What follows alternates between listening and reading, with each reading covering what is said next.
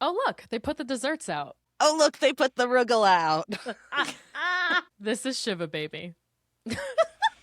So, if anybody listened to our Nosferatu episode, then you're already familiar with Bella behind the scenes, because I told a very embarrassing story about my movie going experience. And Bella is the infamous thigh that my nails were digging into for approximately 2 hours on Christmas Day, a year and a half ago, roughly 2 years ago. No, a year ago. A year ago. A Wow, year ago. It was that last was year. that was exactly a year Right? ago. Holy Yeah. shit! Yeah. And So and how blessed I was. she was honored I was. to, to be my scratching post. It's yeah. It's great. So welcome to the show, Bella. Thank you so much for having me, both of you. I'm again honored and blessed to be here. That's true. Yeah, I agree. Hmm. Hmm. So, the way we usually introduce our guests is run us through some of your favorite movies, directors, genres, like what's your cinephile origin story? I think for me, definitely horror and comedy together are my favorite genres. That And tracks. it does track. And it's very, like, I was raised on Jim Carrey's The Mask and Austin Powers. Oh my gosh. Yeah. Those were my father's favorite movies. Those were the movies that we would watch together. I can quote Jim Carrey's The Mask word for fucking word. And I, so from there, I definitely always had an overactive imagination and like hyped myself up about horror and was too scared to watch it until I saw, and I watched it again the other day, still hits, Mila Jovovich, Resident Evil. That Ooh. was like my first scary movie that I watched and enjoyed. Okay. And I think from there, it definitely made me realize that my fear of watching scary movies was not something that I couldn't overcome. And from that, I just started consuming so much. And I think, Yeah. especially in the past few years, we have, as a society, seen how interconnected horror and comedy are. So I do feel like that really tracks for me too. Like, I think that anyone who loves comedy as a genre, who might not see themselves liking horror movies, I think they could get into it for That's sure. such a good point. That's actually how I got over my fear of horror movies as well, was by Yes. finding an in with like a more comedic approach, or once I realized, like, once I got over the special effects of everything and the behind the scenes of like, this is just a puppet, it's just corn syrup. Once I was able to basically gaslight myself into not being afraid Yes. anymore. It's like, you're crazy. You're crazy. It's a piece of plastic. I'm like, Yeah. you're right. You're right. Like, once I was able to work through like the fear of horror, Yeah. I just found such a deep appreciation for it, and it's one of my favorite new discoveries I've been having lately as a cinephile. Is I love that. I don't know if you've seen my list on Letterboxd that's called "Be Less of a Coward," but I'm gonna look it up immediately after this. it's 25 horror movies that I watched throughout 2025, I believe. Maybe it was 2024. And it was like a challenge to Oh, I love that. myself of like, stop being scared, bitch. Like, you need to watch these Kita, movies. And I was like, I do.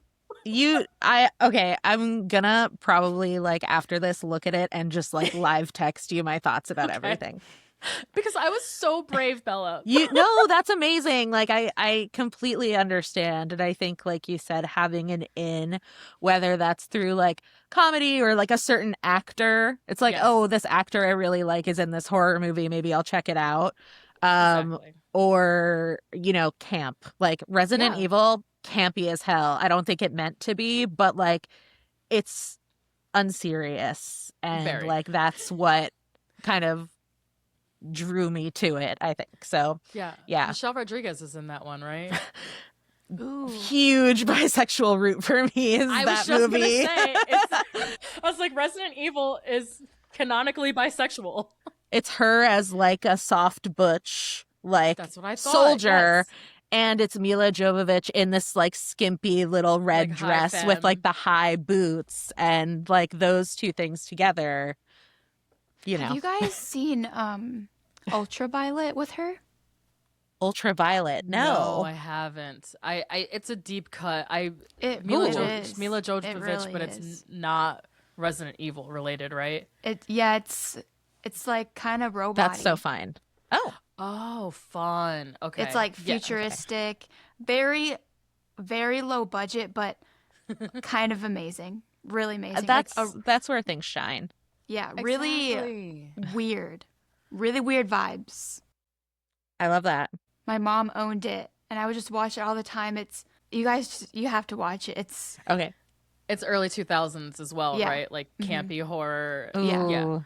yeah. So this is during the like Resident Evil, Underworld, Van Helsing, like that era. Those ones. So trashy. I love Those movies. ones. Me too. Yeah. But that definitely helped me get into horror. Yes. It's kind of similar to what's the one, The Fifth Element, but in a Okay. like in a more futuristic, like dark way. Okay. I'm into that. I like that. Oh, and Bella, I had asked you last night. I don't know if you were able to grab them or not, but we're big letterboxed people. And since it was such a fun little thing to do with Kate when she was on the show, she brought out her letterboxed top 4 in VHS format. Because she's a real head. I know. Jealous. Oh my God. Such a slay. But Wow. do you have your letterboxed top 4 in physical media? I do. What do you got And for us? I have them all in physical media, and I was so excited to realize that because I don't think I actually realized that before.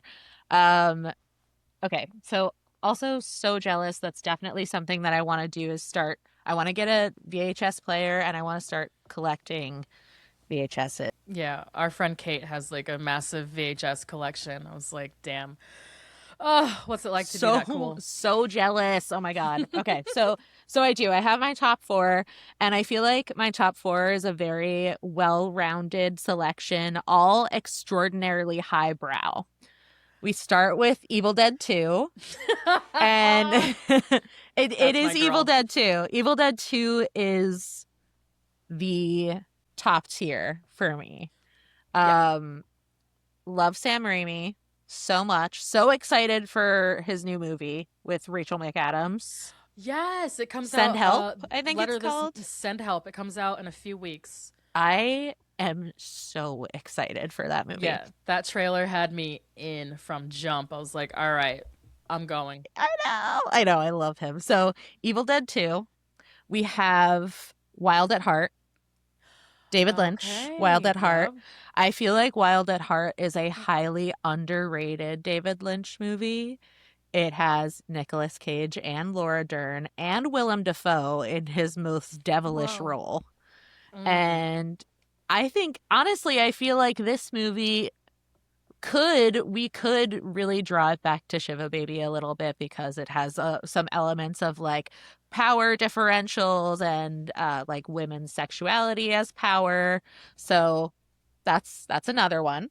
Mm-hmm. We've got The Lure, which is a Polish horror musical. Oh, I've seen this. I love Really this good. movie so much, by Agnieszka Smożyńska, and I believe I'm Oh. pronouncing that correctly. Pronunciation. Yeah. She's an Eastern European undergrad major.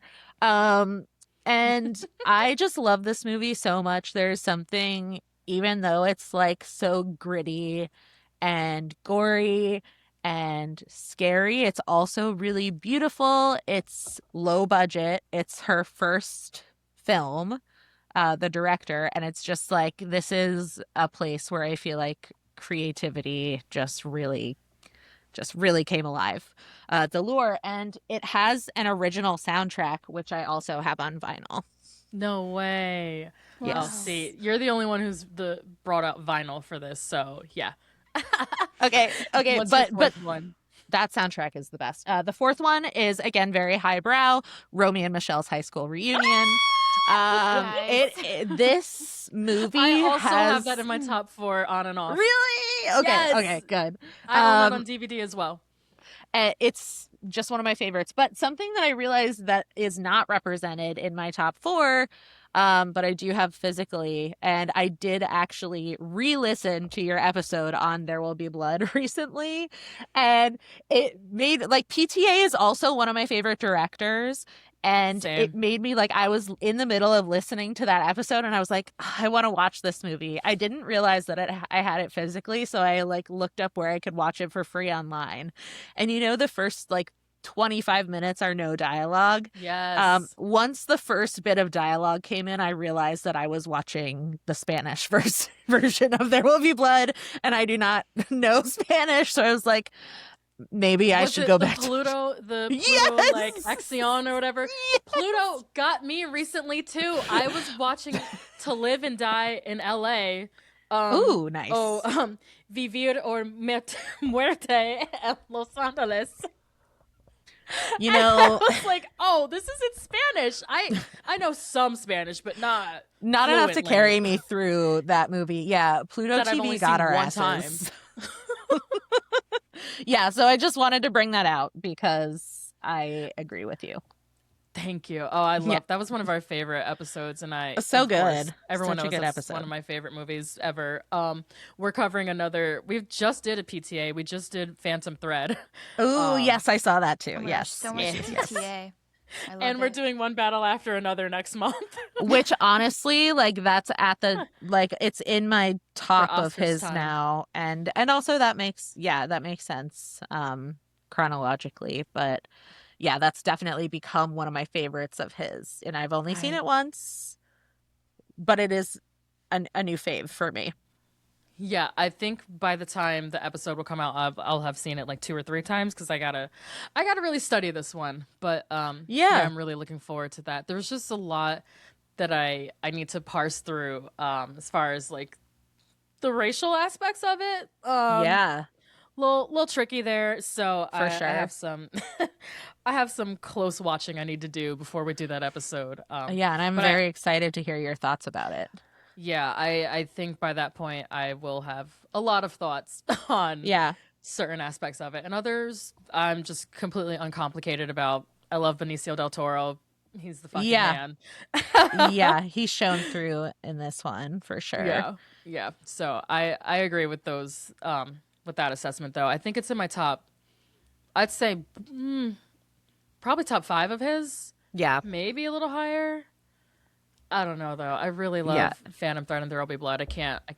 Those will never. There Will Be move out. Blood. Magnolia's Definitely. always up there too because I'm a sad Magnolia's ass bitch. always going to be my number 1. There you go. Magnolia is so good. So when I listened to the episode, I don't think Lindsay had watched Punch Drunk Love. Have you seen it I haven't seen it yet. since? Okay. It is, like, I'm jaded right now, but Mhm. it is one of my favorites of his. Okay, I'm Okay. Actually- really glad that you I gotta said that. reevaluate. I knew there was a PTA movie that everyone kept saying I should watch, but I kept Yes. forgetting what it was. Punch Drunk Love. 'Cause And- it's Adam yeah. Sandler. Yes, Yeah, it's Adam right, Sandler. right. Yes. Yeah, I mean, really need to watch it. it's one of my favorites. I mean, it's like 90 minutes. He rarely Is it does a streaming 90-minute anywhere? movie. It just went off of Paramount Plus. I missed it by like one day. It was up there until New Year's.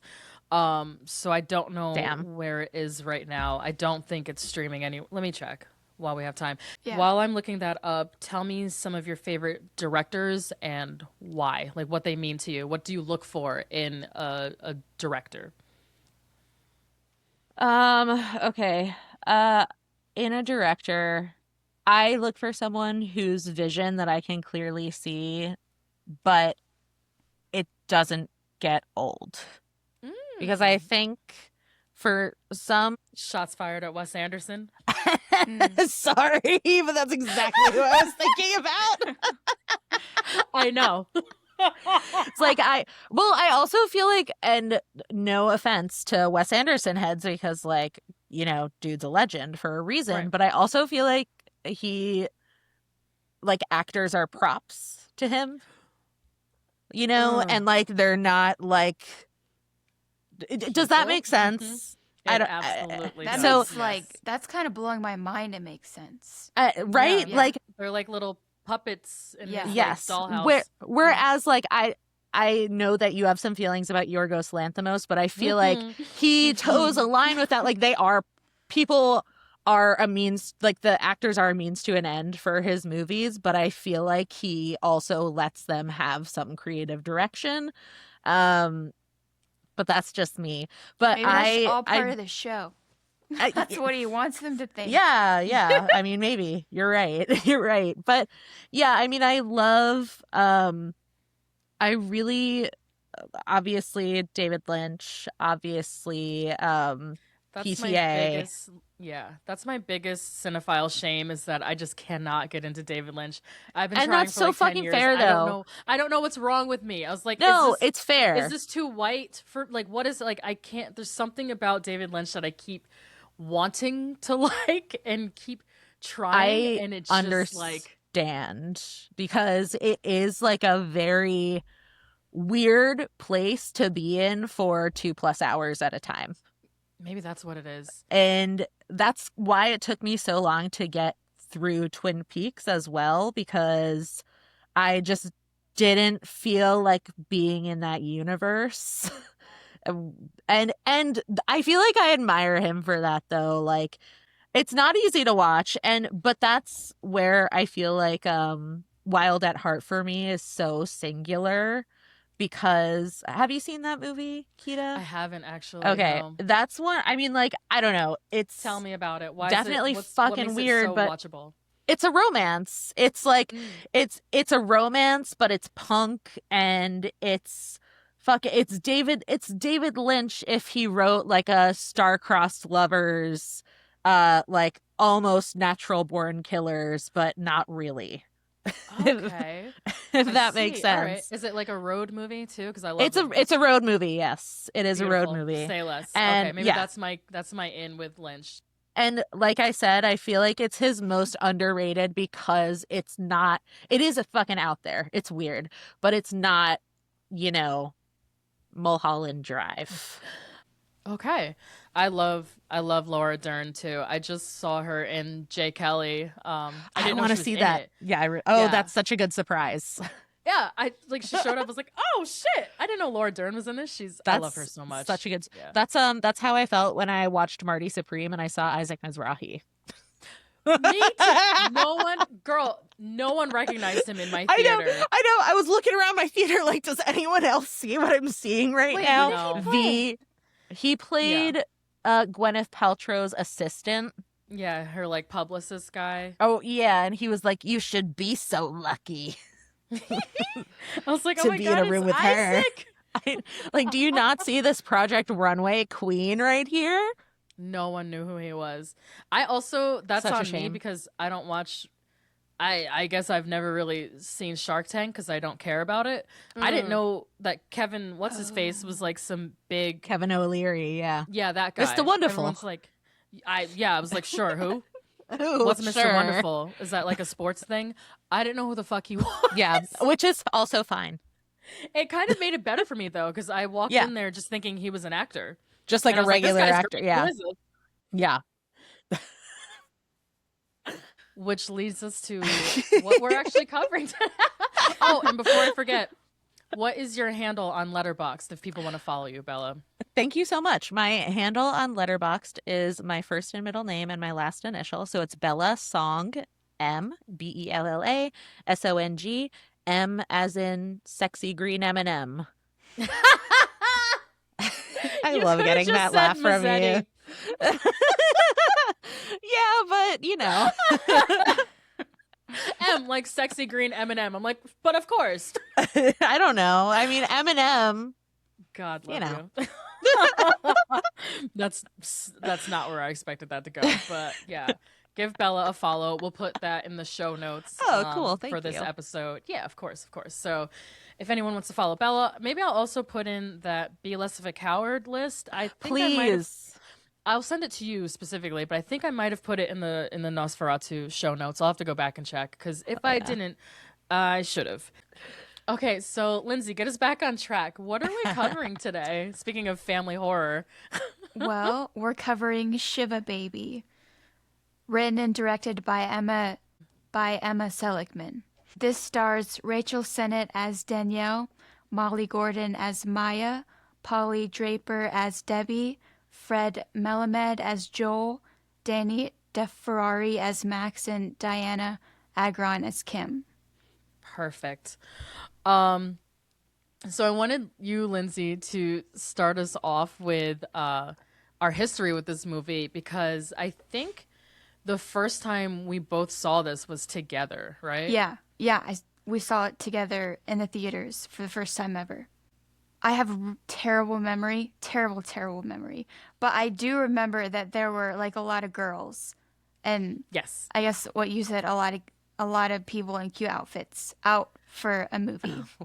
Yeah. So Bella, we saw this at the Alamo because, as we know from like the research behind the scenes, this came out during COVID. Yeah. So they didn't get like a big premiere. There wasn't a big theatrical run for this movie. It was very small budget. It wasn't really distributed a lot of places. So this movie kind of became a big deal on streaming during COVID. Yeah. So the first time that we were able to see it in movie theaters was, what was that, Lindsay? 2023? 24? Yeah, 23 for sure. Okay, so in 2023, we saw it at the Alamo together. And yeah, the audience was like almost entirely young women. It was so cool. Yeah. And this wasn't like a themed night or anything. This wasn't like planned, but almost everybody was dressed up as Danielle, like as they were going to a Shiva. So we came in and it was like, we looked at the audience and it was like 200 Danielles. Oh my God. That's so cool. It was so fucking cool. Like the hair tied back, the like schoolgirl outfit, the blazer. The blazer. Yeah. White crispy shirts. It was so funny. I was like, damn it. Why didn't we dress? I didn't know. You didn't get the memo. It was our first time seeing it. Yeah. Also true. Yeah. I didn't know. We didn't know what the protocol was. I didn't know it was a costume.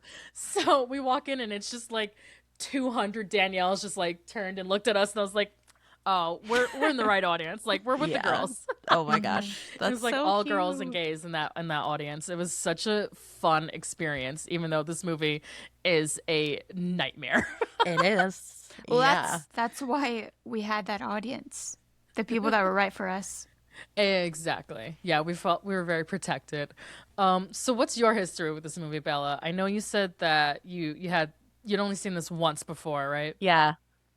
Yeah, I had only seen it once before, during the first lockdown of COVID, I think is when I saw it. It was sometime around there. And I just remember not feeling super positively or negatively about it.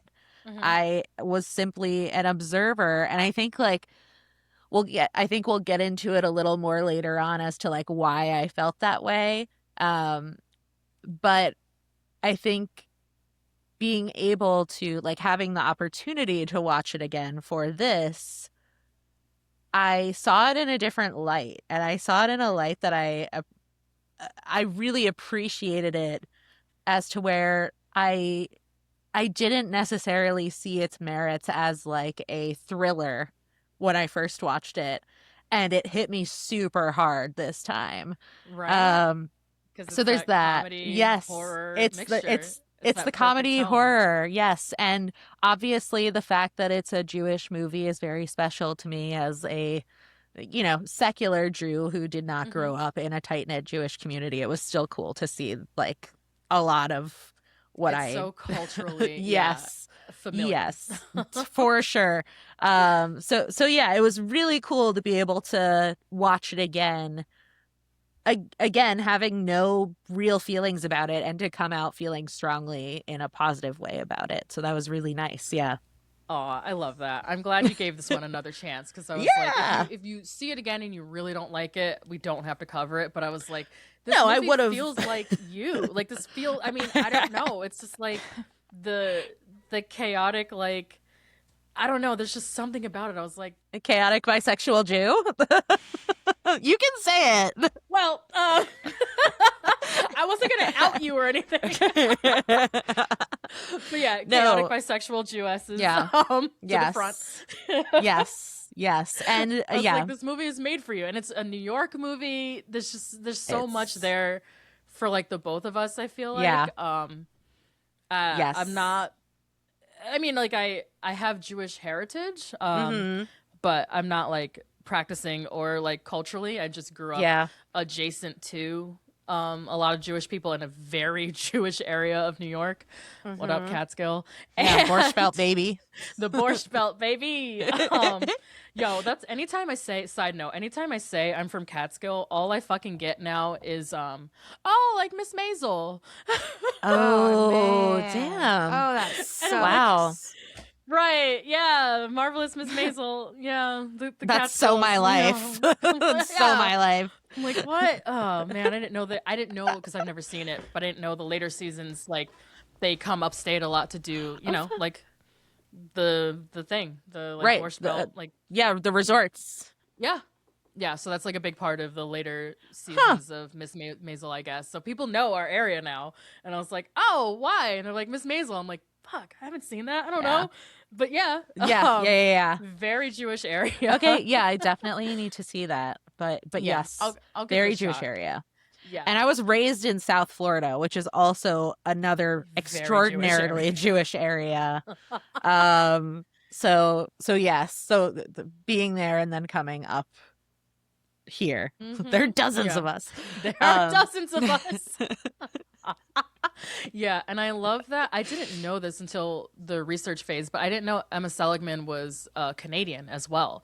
And in one of the interviews that we watched, she was laying out the differences between like the Jewish enclave of Toronto, where she's from, versus, you know, this is a very like New York Jew movie, you know, versus Florida versus, you know, wherever. Like there's just I guess it's like any culture, any, you know, ethnicity and what's the word I'm looking for? Like a diaspora. Yeah, exactly. Exactly. Like how Caribbean Black people are different from like California Black people, who are different from Mississippi Black people, who are different from New Yorkers. Like we all have our own things, even though we are of the same like ilk. So it was funny to hear that from a Canadian perspective as well. And she was like, oh, I didn't think like during the prep of this movie that I would have a hard time finding certain items that I identify with my Judaism because they're not in New York. Right. And I was like, oh, right, because you're not from America. Like it was just so interesting hearing her have like that outsider perspective to it as well. I just thought that was so fun.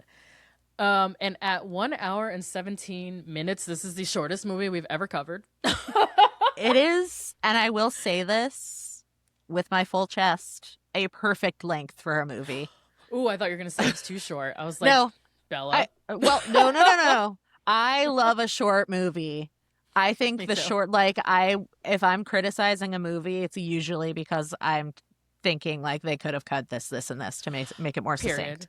I'm the same way. And I find that kind of annoying about myself, but I do always tend to think like maybe, I don't know if it's because of the podcast production and just like my general impatient demeanor, but, Well, I'm always like, all right, that could have been, you could have knocked 20 minutes off of that. Like, yes, I unfortunately, that is where my brain goes, but I think there's something to that too that is positive. Yeah. But I'm just like, all right, it's enough. 20 minutes. You could have, we got it. And we're in the people. Wrap it up. I say it all the time. And we're in like the over explainy era too of media, which fucking kills me. So I think more people need to take a page out of Emma's book and just wrap it the fuck up. We got it. Yeah. We can see, we can hear.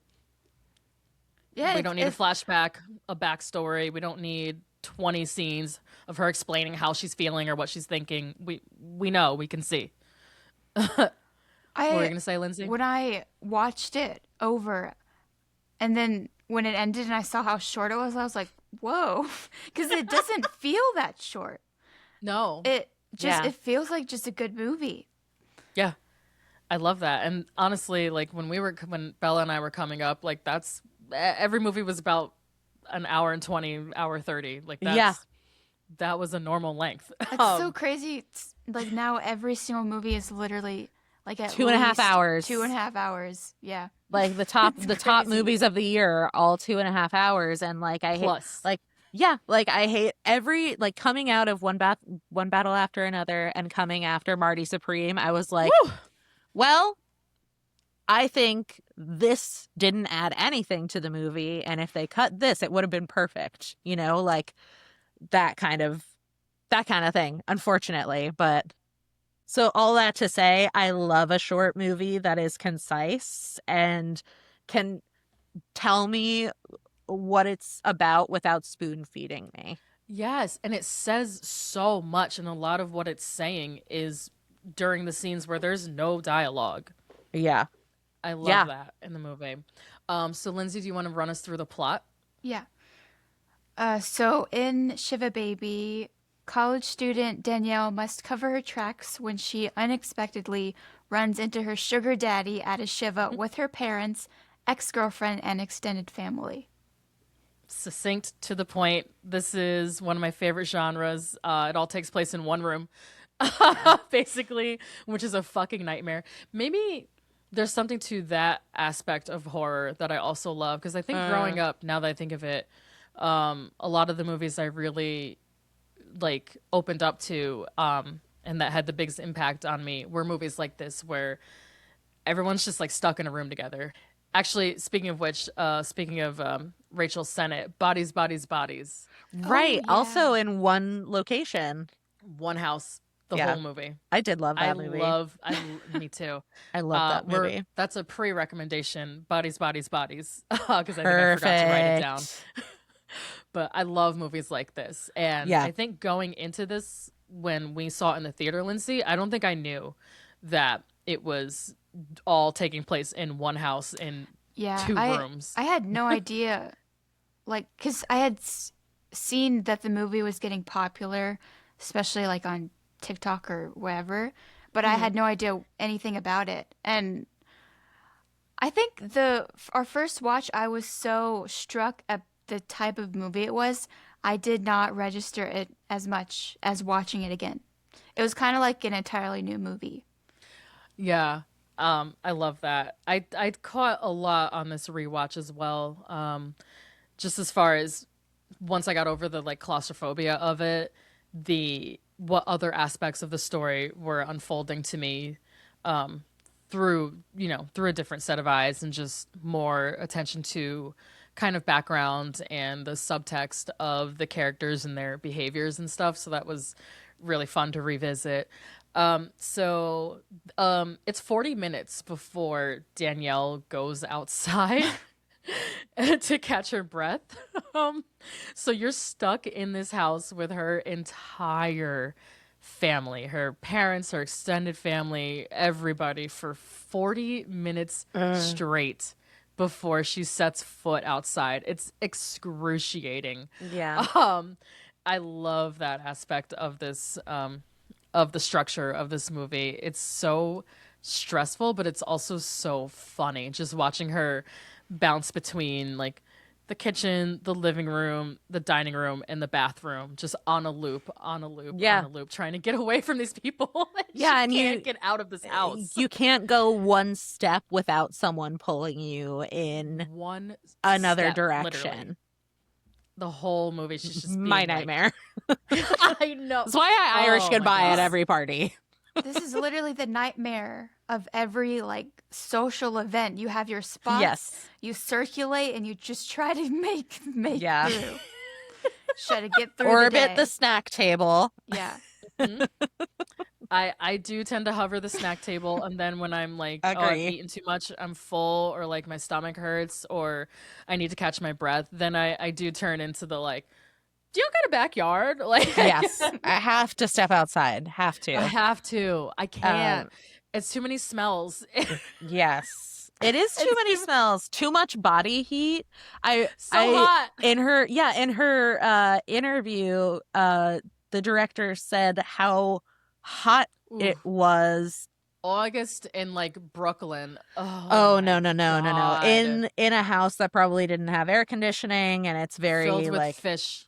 filled with locks and Oh my dairy gosh.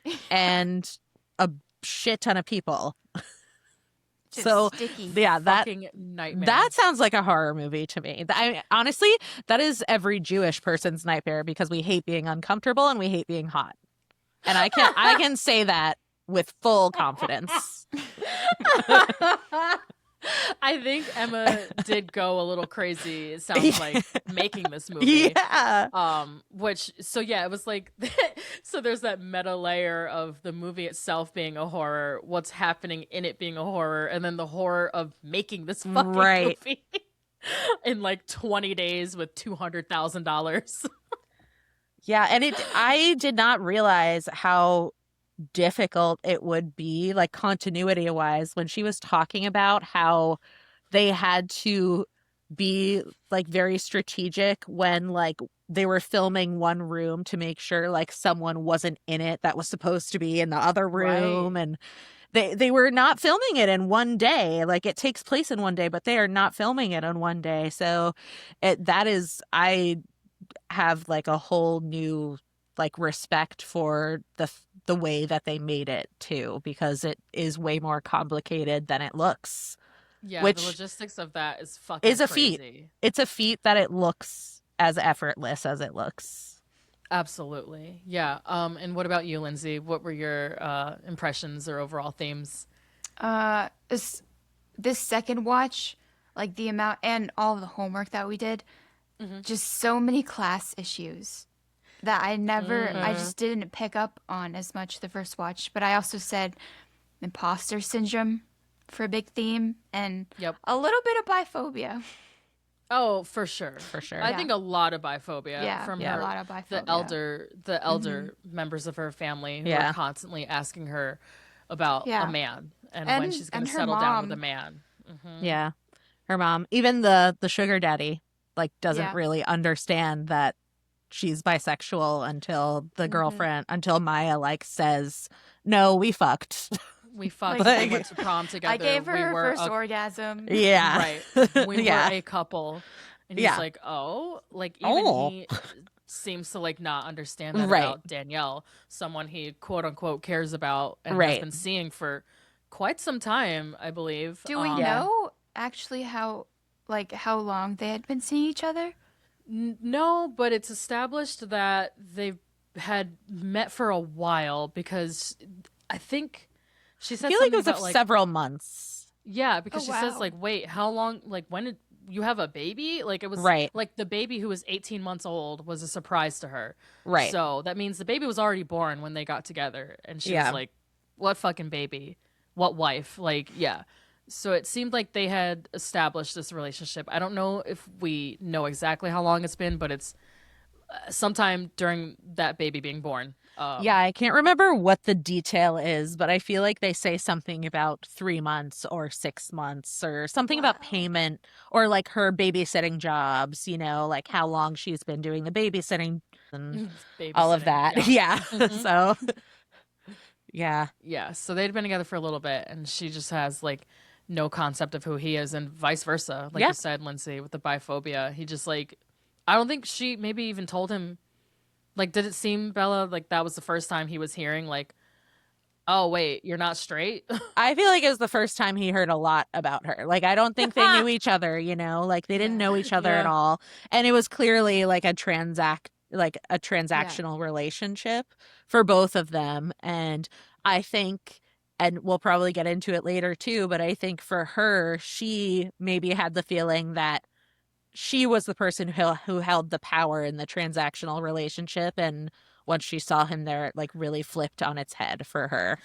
Ooh, yeah, and I had we'll get into it later maybe, but I had something related to that power structure as well because there's an extra third layer to it that really blew my mind when I stopped and thought about it, and it's related to class as well, Lindsay. So we'll put a pin in that. Oh, but I also wanted to mention Emma and Rachel brought this up a lot in the hour. I don't know if either of you watched it, but the hour-long interview that they did together, where Rachel specifically was talking a lot about the illusion of control over your life, how she's playing Danielle as if she is this like confident know-it-all kind of like street smart, and then you get her around her family and it's like, no, you're a fucking child and you have no concept of the world. You've never lived Paid on a your bill. own, paid a bill, Yeah. had a job, you don't know anything.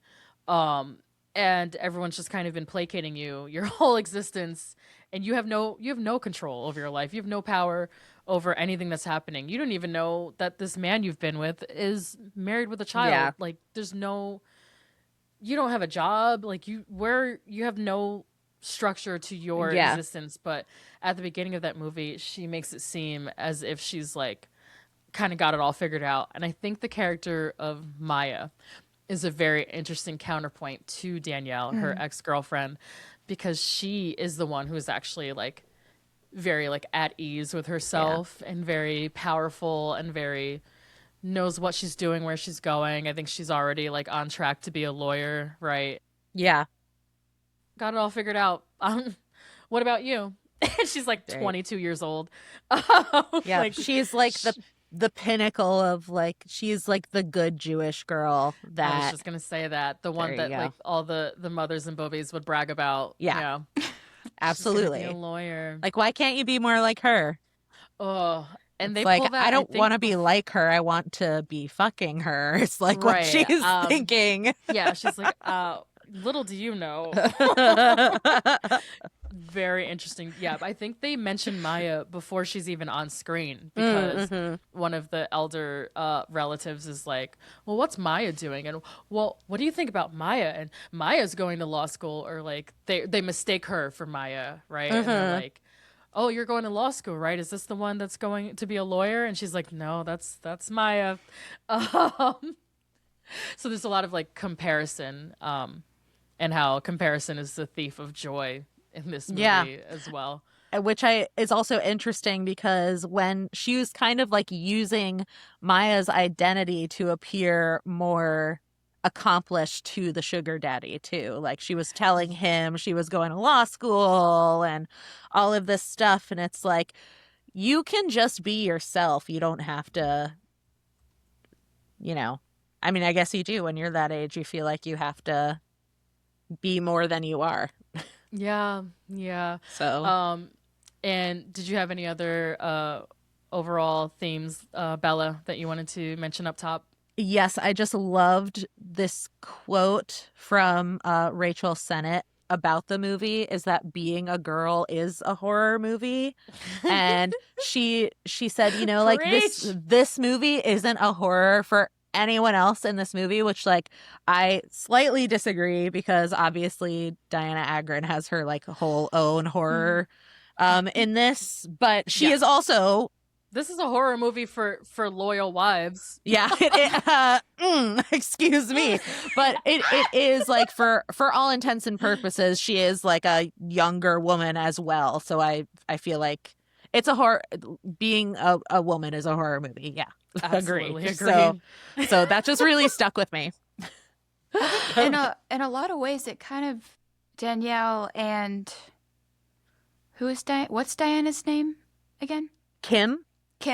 They're like kind of on the same level in a lot of ways. It feels like they're kind of the two others of anyone in the room. Yeah. Yeah, I can see that.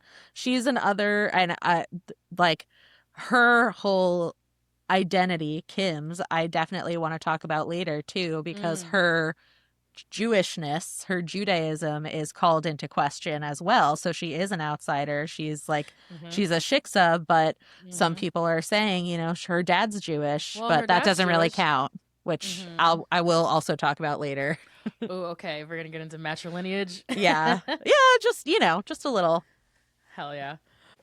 Yeah, this movie is so complex, and I think the over-explaining that you get so much in movies nowadays, every time you get to watch this movie, you learn so many new things because you're not getting it like regurgitated down your throat. But it's so complex. There's so many lies and perceptions that Danielle has, that everyone in her family has, on top of like her weight loss and being caught being a sugar baby and being caught and everyone kind of judging her all at the same moment.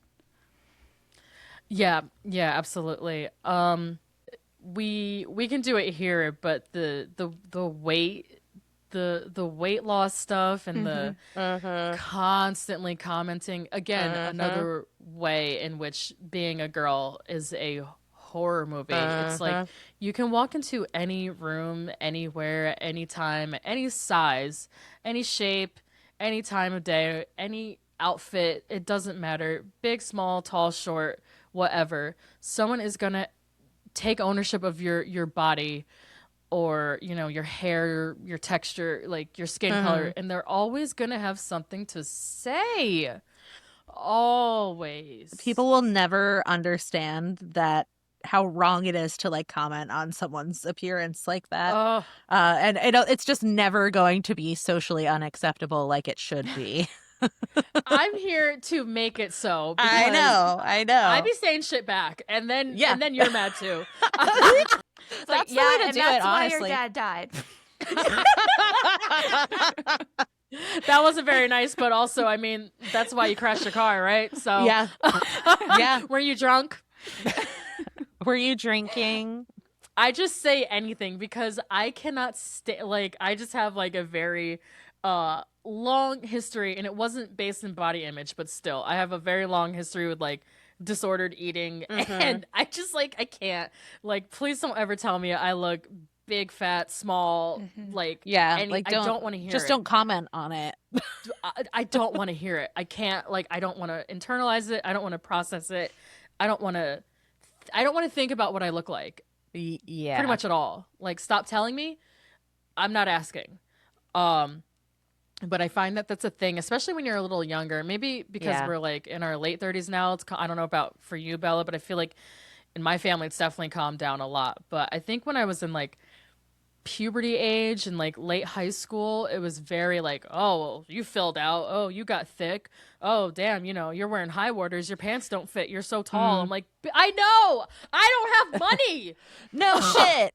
Oh my god, I had no idea. I don't buy my clothes. Yeah, I mean, definitely. I will say and I'm sure that this is the case across many cultures, but I've never gotten as much whiplash about my own body as I've gotten with my, Jewish family members who I was around for the most part for the first half of my life. And now I'm mostly surrounded by my paternal family, which is not my Jewish side, but and when I say whiplash, I mean like being greeted at the door with the phrase, "Oh, you filled out," and then being like chided for not grabbing seconds. Yep. Like, "Oh, you should really be eating like pick a lane," and it's the same breath. Same breath, and it's there's very much like an appearance obsession. And like I said, like I'm sure that applies across cultures, but I had noticed it more when I was with my maternal side of my family, which is the Eastern European Jew side. Yeah. I think the most I've ever gotten comments about my body was on the how do I put this? The fairer side of my family as well. Just like there's like a colorism aspect as well. Okay, that's like a constant thing of like if I see like my family in the summer, like, oh damn, you're so dark. I'm like, well, what do you expect? The sun exists, so I don't know. Like, what am I not supposed to be dark? Is that bad? And then you like internalize that. And then, they see you in the winter and they're like, oh my God, what are you? You look like you have a white mom. I'm like, I don't. Like, what? I don't. First I was too black. Now what? Now I'm too pale. I'm sorry. You can't win. And there is like that. It does exist everywhere. There's like this paradox of like what you should be like, and it's like a seesaw. It's like always, if you're on one end, you should be on the other. Yes. And like I definitely felt all of that when she was in there. Like people Yeah, were absolutely. simultaneously like praising her, but also like, oh, she's not eating. She's starving herself. But they're like, look at this little waist, like, God. The comments about like her waist were driving me Yeah. crazy. Go ahead. I Lindsay. similarly, at one point in my life, lost a lot of weight, and seeing people afterwards, it's like the weirdest interactions with people ever. It's like they literally can't talk about anything else other than me losing weight. And it's like, Yep. cool. Glad that's the only thing you have to talk about. Now I'm uncomfortable. Totally. Yes. Yes. Just like running. It makes me very self-conscious. Yeah, like running It into people does. at the grocery store that I have like hadn't seen in years, and they're like, "Oh my God, Lindsay!" I was like, "Yep, come on, something else, please." Yeah. Hey, Yeah. it's me. Yeah, Definitely. It's so stressful. I agree. I mean, we should ban talking about people's body changes. I agree. I mean, the thinnest that I had ever been in my adult life was when I was like sick and in chemotherapy, and people would still compliment me on losing weight. You look great. So it's just like, thank you. I'm I'm very ill. very ill. Thanks. I'm So- actually not doing well at all. Yeah, I'm not doing too great. I'm actually not very healthy. Thank you for complimenting my health. Oh, I hate that. Isn't that so sad? Like, oh my God, you got so skinny. It's like, yeah, I have fucking some cancer. shit going on. Please. But yeah, it's just like it's par for the course in these kinds of like tight knit communities, I guess, is Yes. really what it is. It's like not just in Jewish communities, but just in the tight knit community in Yes. general, where everyone is a yenta, which in Yiddish, as we like to say, is someone who likes to talk a lot, someone who likes to gossip a lot, and that this house is filled with a lot of those. Yeah, they are. Oh my God. I can't remember the blonde one, but her with Danielle's mom, the two of them. just Oh like- yeah. Yeah. Like, do you think she has My like, God. an eating disorder? Like, oh, Yeah. I feel so bad. Oh, I feel so bad. She should eat some more. And then you eat, and they're like, oh my God, you're eating so much. Yeah. You can't win. You just can't win. No, it's a nightmare. Being a girl It's a fucking horror is movie. a nightmare. And I think Emma just portrayed it so comedically but so realistically at the same time, like those super tight close-ups on people's faces, just like in her face being like, you're so skinny, you're so fat, oh my God, do you have a job yet? What's your job gonna be? Yeah. Are you gonna be a lawyer?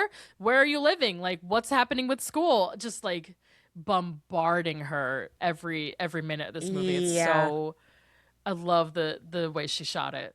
I was gonna say also, I feel like just what you were just talking about, if this movie had come out 10 years ago and I'd have seen it as I was like leaving college, I feel like I would have immediately had a kinship with it as well. So I understand why how it did so well with With like the younger, yeah. the younger people. The youths. So the girls who were graduating during the pandemic, Yeah. which would have been you, Lindsay. right? Literally me, yeah. Oh shit. Oh Yeah. my God. Oh. I was gonna say, I love movies like girlhood horror that make me feel better just about living. It's like if it's on film and I'm Yeah. experiencing it too, it makes it okay. Kind of does, yeah. It just, it's I don't know what the word I'm looking for is, but it makes you feel like, oh, I'm not alone in this. Yeah. Yeah. Yeah. Yes. Oh, so you too, huh? Yep. We're all in this together. We are. Solidarity. Emma said, Honestly, she really did. no. Yeah, for sure. And then with her Like- follow-up as well with Bottom. she's Oh just my like, God, yo. which fuck yeah. Finally, like actual queer movies. Yeah. Yes. Yeah. And I love that as well. She is a chaotic bisexual Jew. So she's like, I'm doing this for us. We're one and the same. One Right? and the same. It's Yeah, for the culture. It's for the culture. And they're actually, like you said, Lindsay, they're actually queer movies. Did you want to discuss that a little bit more? Yeah. Well, I think it's been something that we've talked about constantly, just how much queer baiting happened in like 2023. Yes, like every fucking movie we saw, Yeah. we went into it thinking like, oh my God, it's a lesbian movie or like a queer movie in some way, and just being like so disappointed. Yeah. Or This, yeah, yeah, I think like Shiva Baby just feels so specific to us and like finally a queer movie with girls kissing. yeah, Right. and it has nothing to do with a man. Yeah, and the makeout is fucking hot, but it is also Yeah. understated. It's classy and demure makeout. Yeah, I love when Emma talked about they weren't originally gonna like make the makeout session so big, but she wanted this to specifically be a queer movie. Right. She was like, no, we gotta go all in with a makeout. Right. And I'm glad she did, because I'm sure, Yes. you know, behind the scenes, there's probably people who are like, maybe you shouldn't, or like, you know, it might put you in like a different, you know, bracket of audience. Right. Might be hard to market. It might be harder to market, yeah, because, you know, people don't like that. She has to pick, and I don't remember which interview it was either, but the fact that Danielle doesn't have to quote unquote pick, Right. you know, a man or a woman, like that binary type of, you know, view of relationships and sexuality. Like, it's not about, oh, I'm bisexual. Am I picking a man or picking a woman? It's Right. like, it's not about that. Like, it's not one or the other thing. It's fluid. Like, that's how we got here. So Yeah. I do like that it's not so wrapped up in her identity of, as far as like picking something or deciding like if she's straight or if she's gay, you know. It's I'm just so happy this movie exists, and I think it's aged beautifully within the last like 5 years or so. That's crazy. I know it's already been 5 years since this came out. Like, Yeah, that's crazy. insanity. Let's see. Oh, the other thing you have here, Lindsay, and then I'm going to skip to some of mine. Everyone's big need for success. Yeah. Yeah. Yeah. And I like how the movie sets you up, like preparing Danielle, her parents were, but also like preparing the audience that this is going to be just everyone wanting to know what big things you're doing. Oh, I've Her got career, the big, yeah. And then everyone, especially like with Kim and with Max, somehow Max always being above Kim while she has this big business. Yeah. How she's looked down on in that community because she's like the skinny white blonde, you know, shiksa, and it's like providing for this man's entire life. this loser. Yeah, loser. Fucking loser. She's paying for everything, which we find out through like expository dialogue throughout this interaction with the family is, you know, they're looking down on Kim as if she's like this nothing, and meanwhile she's bankrolling Max's whole fucking life, which led me to what I wanted to bring up earlier, Lindsay. She's actually the sugar daddy in this story. She is. She's paying really Danielle. is. Yes. And I find That's fucking horrifying. Like, it that's- is. It's horrific, and I find it really interesting how Seligman wrote the tension between Danielle and Kim, because I feel like Yes. Danielle, instead of being in solidarity with this woman who she's just realized is being fucked over. Yeah, is being fucked over. She like finds herself in competition with her, which is definitely like very much something that we all go through in our younger phase, I think, like because we're supposed to have the power and all other Only one of us. Right, and all other women are competition in this, Yeah. right? So I found that It's really so interesting. Me too. Yeah, that's a great point. It's so sad to see Danielle like immediately default to that. oh, well, I'm better than her. Yeah. Or, you know, I'm sexier than her. Well, you know, she probably doesn't fuck you. And, you know, Which could be fucking true. we don't know. But but that's we don't not, know. yeah. And you don't either. And it doesn't mean that she's deserving of that treatment. Exactly. Yeah. What did this woman do to you? Like, Yeah. it's fucked up. And then Yeah. go She ahead. stayed really kind the entire movie. She As really she, like, did. secretly figured out what was happening. She's She so kept her fucking composure. classy. Yeah, Ugh. Oh so my God. classy. Could never No. be me. No. As soon No, as no, I no, could no, no. see the bracelets that she paid for both of them. Not only did she have to pay for her own jewelry, but she's paying for Danielle's as well. Yep. The matching shackles. Yeah. Oh. Oh, the shack. Oh, that is oh, wow. Mm. Wow. Mhm. This is why you went to film school. Oh, thank you. The second time, it just stood out to me so much. Yeah. That visual representation of like bondage. Yeah. Absolutely. It It's makes like, so much sense. oh, we It's have just we have those matching cuffs, these matching Yeah. like the old ball and chain. ownership. Yeah. Yeah, it's Wow. fucked up. I was Wow. like, girl, she bought your jewelry. She is paying for your fucking school, whatever. Yeah. And there's also another layer of this that's extra fucked up is Danielle doesn't have to be doing any of this. She has money. No, she is Her coming family from pays for everything. a place of privilege. Yeah. Like, why are you doing this? Like, it's extra sad and fucked up that she like yeah. put herself in this position because she thought like it was the only way to feel like powerful and important, I guess. Yeah. And while It's she just could extra have sad. had Maya the whole time. Yeah. A lawyer who loves you. Yeah, it's just it's so sad, like I said, to watch her default once Kim comes into the room and she realizes like, holy shit, she's like tall, beautiful, blonde, rich, like Yeah, just so accomplished. a knockout, like super Yeah. kind, warm, and a Yeah. mother on top of Yeah. it. And you're sitting there like, oh boy, how do I make myself feel better about Yeah. like who I am to her and like what I'm doing with her husband? It's so that's like the hardest part of the movie for me to It watch. is. It's just her and Kim.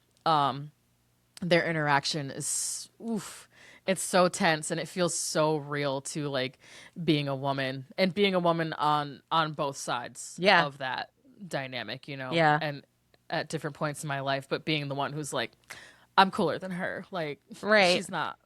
But then also being the one who's like, bitch, I know what's going on right here and I will fucking gouge your eyes out. But I can't right now because we're in a restaurant. Like, Yeah, I can't right now, but whoo.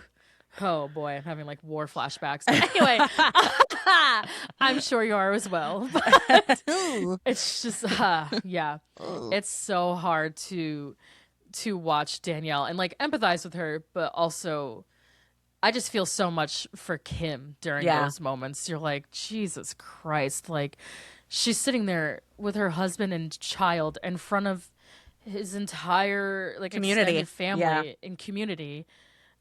And you just have to sit there and smile. right. Also, because she was the one responsible for figuring out the babysitter shit, of course, she's the one responsible for all of the child care, like emotional labor in the relationship.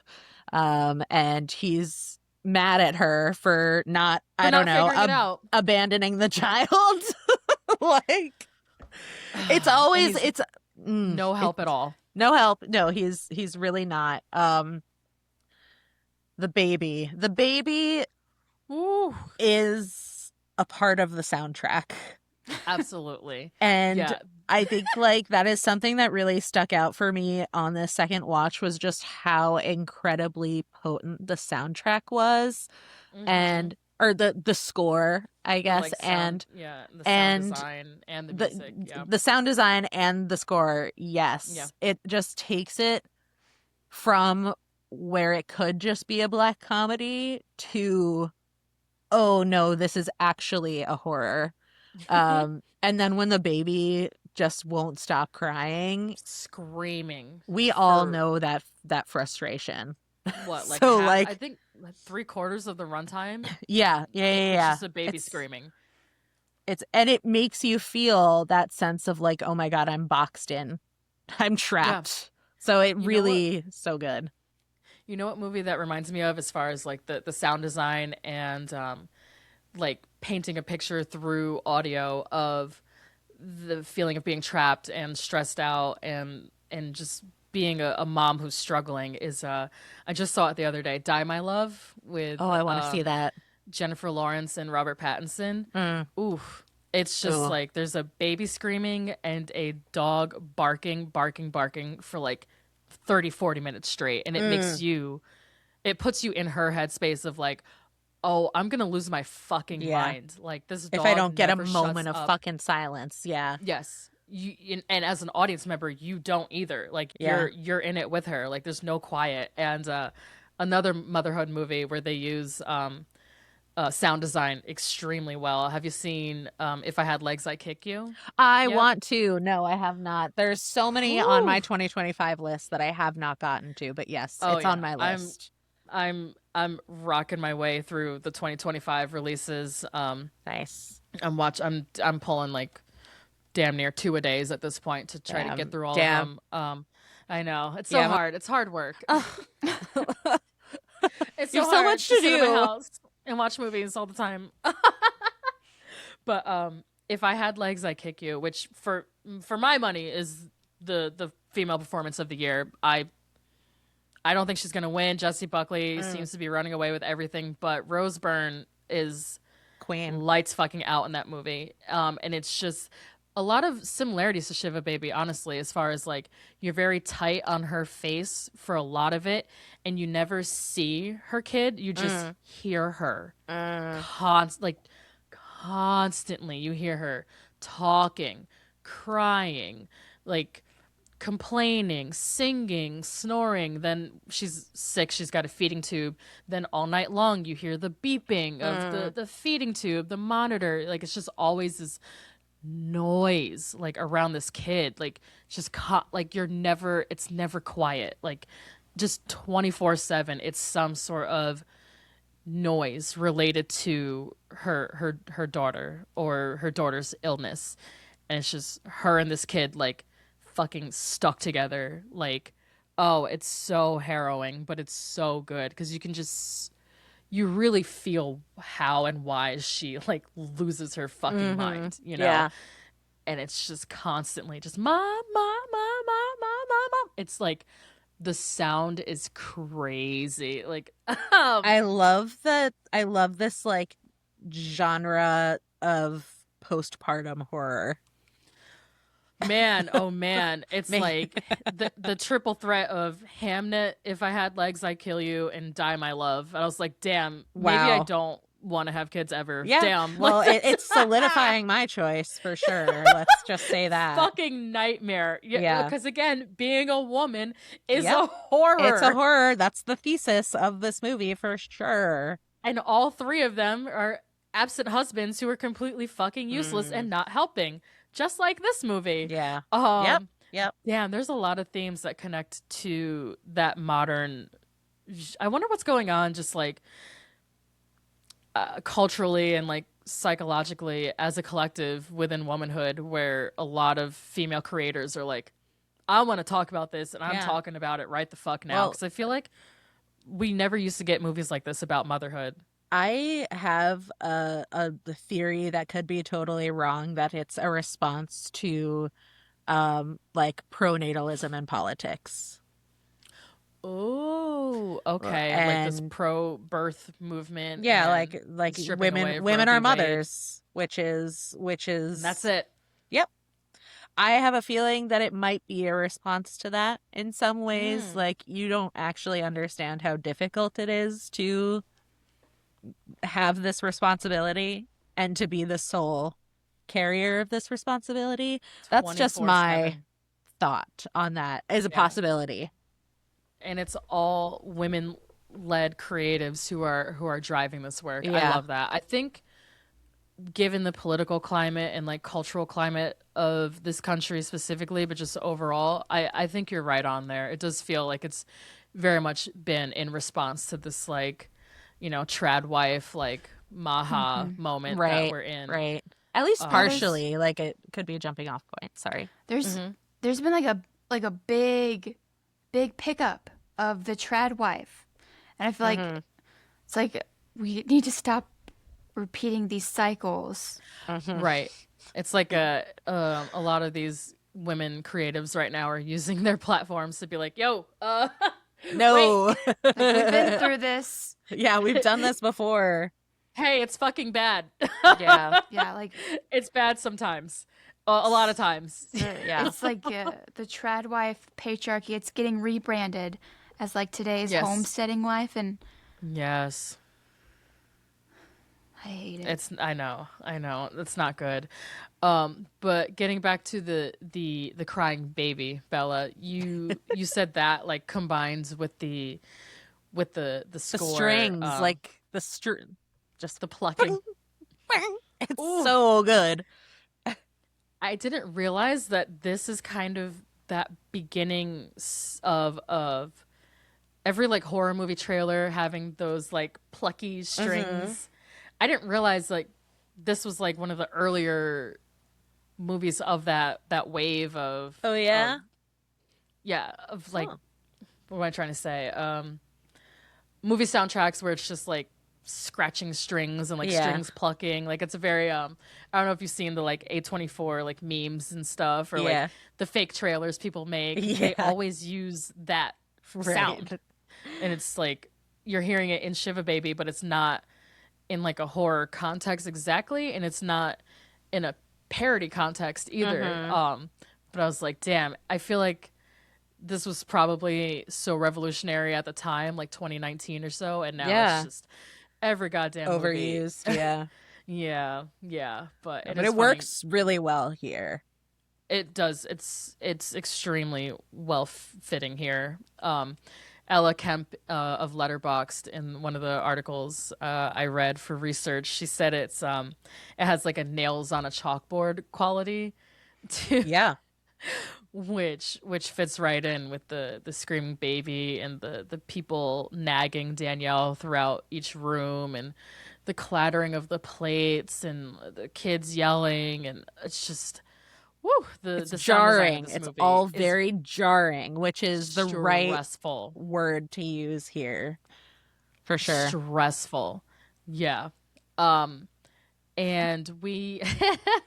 So speaking of horrific, I know you had some thoughts on Danielle's bagel choices here. So am I the only one that was completely horrified by the way that she dressed her bagel? Or is that okay? Because I'm like, is that just like with the cream cheese and the the single piece of lox on an eighth of her bagel like, was off to the side, insane. Not covered. Yeah, I mean, I feel like I understand why they did that at this point, because lox goes bad, like she said, like really fast, and it's in a super hot spot, and it's probably like sitting there for a while. But come on, girl. At least half. At least half. And it's so funny because that's what got used. I think that clip of her like putting the lox on that bagel got used a lot in the trailers and the promo. So it's a constant image of her just like holding this bagel with like this one little piece of lox like off to the side. No, it's shameful. Like, bite it or put more on. Like, what are we doing? Like, it's shameful. I understand from a production standpoint why they maybe had to not. They could have gotten her one fresh piece. Okay. No, you're so right. You're so right. But yeah, one fresh. That bothered me in both of my watch throughs of this movie. I was like, that's probably one of the most upsetting parts to me. The lox abuse. Just so makes you want a lox bagel. Yeah, that shit's expensive, man. Oh, God, it is. God, I love lox. So yeah, this is going to be a New York moment, but you're free to participate as well, Lindsay. What is your order, Bella? I love the New York segment. So I usually will order a hash brown egg and cheese on and everything. Love that.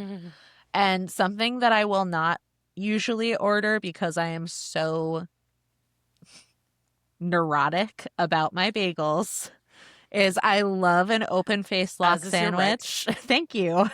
I love open-faced lox sandwich, but it has to have red onion and capers on it. And the ratio, like, it has to be well distributed across the entire bagel. And I just, like, don't want people to see me curating my bagel in public, so I'll usually not order it in public. Oh, that's so funny. No, I'm such a picky bitch. When I used to go, you'll love this. This is deep Catskill lore, but when I used to order at Hilo, I know. R.I.P. Oh, hi, Laura and Liam. I love you so much. Shout out. But when I used to order from there, Laura, I would drive her crazy because I would be like, I want the 2 halves, 1 half with butter, the other half with salt. I want lox. I want capers. I don't want red onions unless they're thinly shaved and pickled. Like, I had a whole thing. And she's like, bitch, if I just like toast the bagel and like give you all the ingredients, will you just do put it together yourself? I was like, yes. That's actually what I want. Like, yes, that's what I want. Yes, exactly. No, I know. Because I'm like, okay, like, I'm so annoying. I know that. The capers and the onions have to be below the lox so that they don't move when you bite into it. Yeah. Exactly. But that's not usually how it's done. And it isn't, but also capers don't stick to butter as well. That's as so cream true. Cheese. Yeah. But I don't like cream cheese. So it's like they roll. And that's your cross to bear. That's my cross to bear. I am who I am. I'll never change. It's okay. I fucking don't like cream cheese. That's okay. I can't do it. It's okay. But yeah. I don't understand it, but I respect it. Just give me butter and salt. The caper situation is it's a lot. Or you know what I was doing sometimes? This is maybe a little sacrilege. I would like smash them down. That's so that fine. They don't roll. Oh, I get that. Yeah. That's good. Yeah, that's innovative. Yeah. Thank you. See? Innovation. Like Smashed caper sandwich with like the lox on top and then butter, salt. Yeah. Yeah. Usually on a poppy seed or an everything. I love a salt bagel too, though. I do too. You know what's trendy now is places will put fennel in their everything bagel, and I fucking hate it. Oh, what? Oh no, I've never. It ruins it. It ruins it for me. I hate fennel. I hate fennel. It's I way don't too really like strong. fennel either. It's too strong. Overpowers. Thank you. Fennel. Please stop doing this. If you're a bagel PSA. place and you make your own bagels and you're somehow listening to this incredible podcast about movies, first of all, well-rounded. Second of all, please stop putting fennel in your everything bagels. Please. Thank you. We don't like it.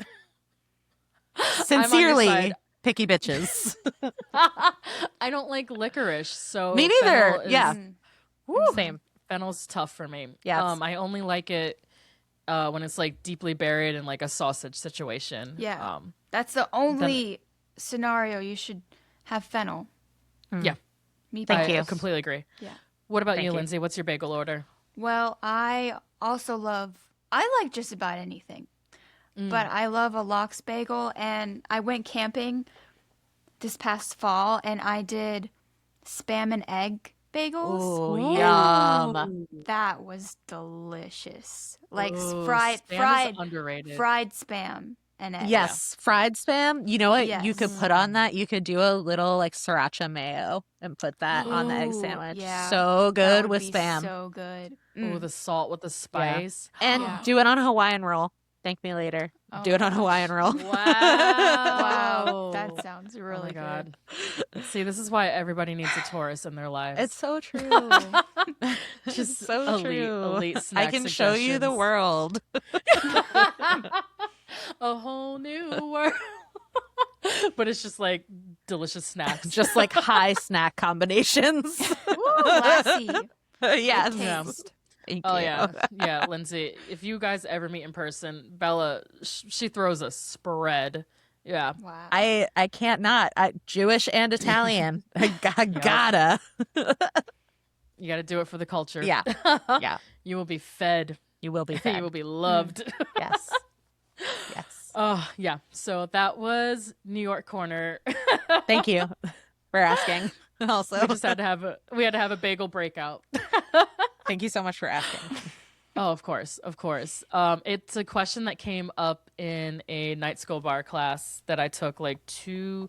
Oh, you were in that one, Lindsay, right? The food on film one. Yeah. Ooh, nice. Yeah, and they did a whole one of the segments we watched that's was right. the New York Yeah. Times, the bagel maker guy. Yeah. And I asked the class via Anna because I wasn't even in the class. I was actually back home for a funeral, so I had to miss class. But I sent in like questions, and I was like, "Hey, everybody, what's your bagel order?" And I think only like because it's Durham, North Carolina, I Right. think only like 2 or 3 people had an order. I was like, "Oh." I take good bagels for granted so much. Yeah. That's all. They're down I don't know here. if I've They're- ever had They're a good hard bagel. to find. I don't know. They're if I hard to have. find. We'll get you a good Um, bagel if you come visit up here. How about that? Oh yeah.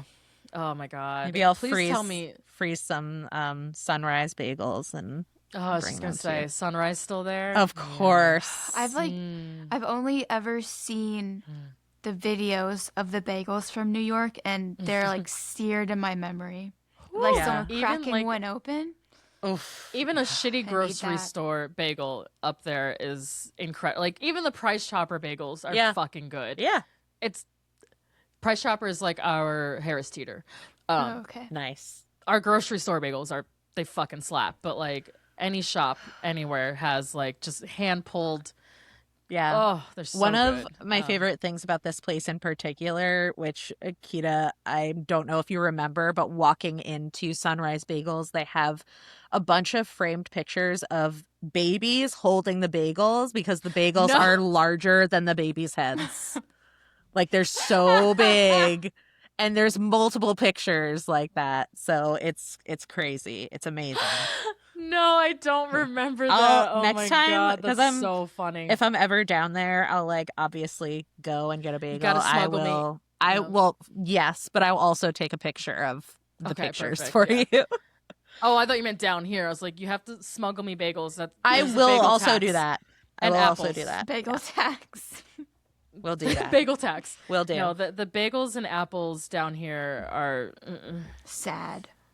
The pizza's great. Pizza, I have no complaints about. Good. It's really that stereotype is not true. There's a million great pizza places down here. The apples is the most dire situation because it's too hot here, Fuck. and the soil is too sandy. I don't know. God. It's just the apples down here Okay. are Noted. awful. Noted. I Yeah. will keep that in mind for when I visit. Please, a girl is. I begged my mom. She never did it. She's sending me honey, like local honey from over in Germantown. But Oh, yeah. I was trying to get her to send me apples too, and she's like, "You know how much that fucking costs? How Yeah, heavy that they would- are?" I was that like, would- just do it. Please send me a crate. I think a bushel is like 35 pounds of apples. I was like, "Yeah, I love need that you know that. Can't take the girl out of New York. We've been to a apple party so many times, and we talk about Marquita devouring a bushel of apples every year. Yum. I won apple trivia. At my That friends may be yeah. the most New York thing about you. Proud to serve. She's proud to serve. I was like, yeah, I'll be going home with that trophy. Thank you. Yes. And you knew from the moment you stepped in, I'm sure. You were Yes. like, I'm from I'm winning this. the Hudson Valley apple capital of the world. Apple capital of the East. Like, do not fuck with me. No. Don't. But yeah, that's the thing I miss the most about home. Definitely the apples. Well, now I know what to bring. Oh yeah. I'm out here hurting. The last thing I wanted to ask about Weird pivot. I don't really have one. So, the character of Max, Danielle's sugar daddy, I should just start calling him Kim's husband. Yeah. Because really, he's Kim's fucking nobody. deadbeat fucking husband. Yeah, he's nothing. Like, Yeah. I can't stand him. But Yeah. did you notice the, like, weird comment he made about how he's grateful his daughter doesn't have his nose? Like, Yeah. that she doesn't look like him? I just thought that was, like, a little bit of a, like, a self-hatred, maybe, kind of, like, weird. Or do you just think it's, like, a fetishization of like having a like skinny blonde wife? Like, how do you read that comment from him? I was like, like if I said that about my kid, if I was like, oh, I'm so happy they don't have my skin color, like, that's, what do you mean by that? Yeah, let's unpack that. Yeah, why like why Like would you not want your daughter to look like you or have your nose? What's wrong with your nose? I mean, you said it too with your own experience with your family and like colorism. I feel like on my end, it really is like the nose thing is a huge fucking deal in Jewish communities. It is like I very bet. seen as not, quote unquote, not attractive. Personally, I think big noses are really hot. Oh, But- yeah. You're at the right place for that. So You're hot. at the right place Um, for that. But that is something that happened to me a lot because I have a very small, little, tiny nose, and You it have was a button nose. it was yeah. always something that my family was like, oh, just look at that cute little nose. Like, my mom would say, like, you're so lucky you don't have your grandpa's. Like, she would say shit like, but like everyone says Yeah. stuff like that. It's the beauty standards, and like, it's I just. don't like that. I know. Big nose supremacy as someone with a very tiny nose. There's some. Don't get me started. Don't get me All started. three of us have button noses, actually. I will always envy someone with a beautifully hooked nose. I think it's the most beautiful feature you can have. I know. I love a nose. I used to tell Laura all the time. I was like, "You are so fucking She does have a beautiful, beautiful and I love nose. her. Oh my schnoz." gosh, I'm like, I love oh a good my God. schnoz. Yeah, her and Lale, yeah. Oh, you're her so big, right. like Persian nose. Yeah, Oh, gorgeous. And I girly. just I do think there is definitely, like Lindsay said, an element of both the self-hatred and also the status of marrying. Maybe status, but I feel like to him, perhaps he thinks it's status, but I think to the rest of the community, like you said earlier, they kind of look down on her being an outsider. yeah. So Maybe you're right. Maybe it's more of a status symbol than a fetish for him. It's like a could way be for him both. to kind of signal to like, I'm better than you. yeah, or I'm like different that. because I married the blonde, Right.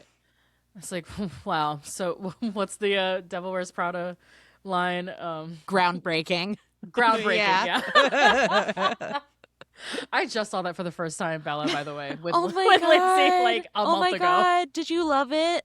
I fucking love Miranda Priestley so much. Oh Right? my god, she's Right? so cunty. That is such a girlhood, like that is oh my god, Miranda Priestley is my everything. so good. Which I'm So here good. for it. I'm so glad you saw it. Yeah, You're ridiculous. I loved it. I hated all the fat phobia. That was fucking crazy. Right. Like they I spend know. the whole movie being like, "Oh, Anne Hathaway, you're so fat and ugly and disgusting." I I'm know.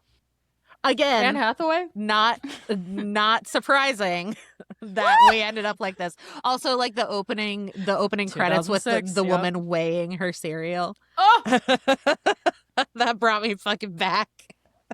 release us! Yeah. Oh my god, I just had Demons like a get fucking out. like, woo! Dark-sided. That is dark-sided. Dark-sided! So dark-sided. Yeah, I am so Wild. jealous that you got to experience it with someone who was experiencing it for the first time because that is so magical. we do that all the time to each Oh, other. Yeah, I love that. It's like one of the core tenets of our relationship. I'm like, I'm going to show you a movie you've never seen before, and I'm Never just going to seen watch you before. watch it. I Yeah. love that. That's so beautiful to me. It's so fun. think- That's why we started this podcast. I love it. The best one ever is when Marquita showed me Cabaret. Yes. And I saw, well, I'm not going to spoil it for anyone, but the one moment, hopefully everyone knows what I'm talking about. But I just know Marquito was waiting to see my response to that. Like staring over. Oh, I was. Yeah. Oh, that was a great night. So speaking of performances that are linked, we're all gonna take turns highlighting our favorite performances. Do you want to go first, Lindsay? Yeah. My favorite performance is Molly Gordon as Maya. I am very obsessed with Molly Gordon at this point. The only thing I haven't liked her in is The Bear. Same. And it's like what she's most known for. I'm like, why? It's her worst thing. I love her. And I love her performance. She's so charismatic and accepts Danielle in every version of the day. And she's, would you guys say that Kim is a girl's girl? I think so. I think the way that she chose to not out Danielle and she chose to really like take that up privately with Max and be like, I think the way she handled it was given what she was going through, I would be in fucking shambles. I would say so. Yes. I think that she doesn't really get enough credit for the way she wasn't trying to be in competition with Danielle, the way that Danielle, you know, like the younger, more unestablished, insecure character was trying to be in competition with her. Yeah. I would call Maya and Kim both Maya girls. And Kim, Danielle, good girls. Nah. Unfortunately, does not make the cut. Yeah. And I feel Danielle like has a lot to learn. I feel like Maya is accepting, and it's at a certain point to a fault, like of her own, like to her own deficit probably. And like, I don't know, like I'm thinking more about like post movie because I'm thinking about the ending, which I'm sure we'll talk about soon, but like, she's accepting to a deficit, I think, if that makes sense. Yeah, no, I would agree with that. But it is nice to, throughout the story, even though they do start off kind of like adversarial in the beginning, because they are exes, and I get the feeling that it didn't end the best, and they're in that like silent competition with each other within the extended family and within their own families of like, I have to be better than you, and you know, they're the same age, they're counterparts. It is nice that throughout this story, though, there is someone who's like on Danielle's side. Yeah, she's on her side, absolutely. Which leads me to my favorite performance, which is Polly Draper as her mother, Debbie. So good. Yeah, she is like, I didn't know that Polly Draper wasn't Jewish after this performance. Oh my God. She feels just like such a like New York Jewish mom. That blew my mind when you said that. I know. Oh yeah, no. I was like, wait, she's not? She's like Irish or something. Like, I don't know. It's something crazy. Wow. She's also from the Midwest too. I was like, what? Wow. Yeah, the double shock. She's not from the East Coast and she's not Jewish. I was like, holy shit. That's a big double whammy right there. I know, but she feels so real to me. She does. I put in my notes that she feels like a woman I've hung out with my entire life. You know, she feels like my friend's mom. Yeah. You know, like she just feels like she has the funniest dialogue too. She just everything out of her mouth. You're like, girl, like please stop. But she's so funny and she keeps it so real. And I think when like the movie takes kind of a darker turn, you can see Danielle kind of starting to crash out a bit.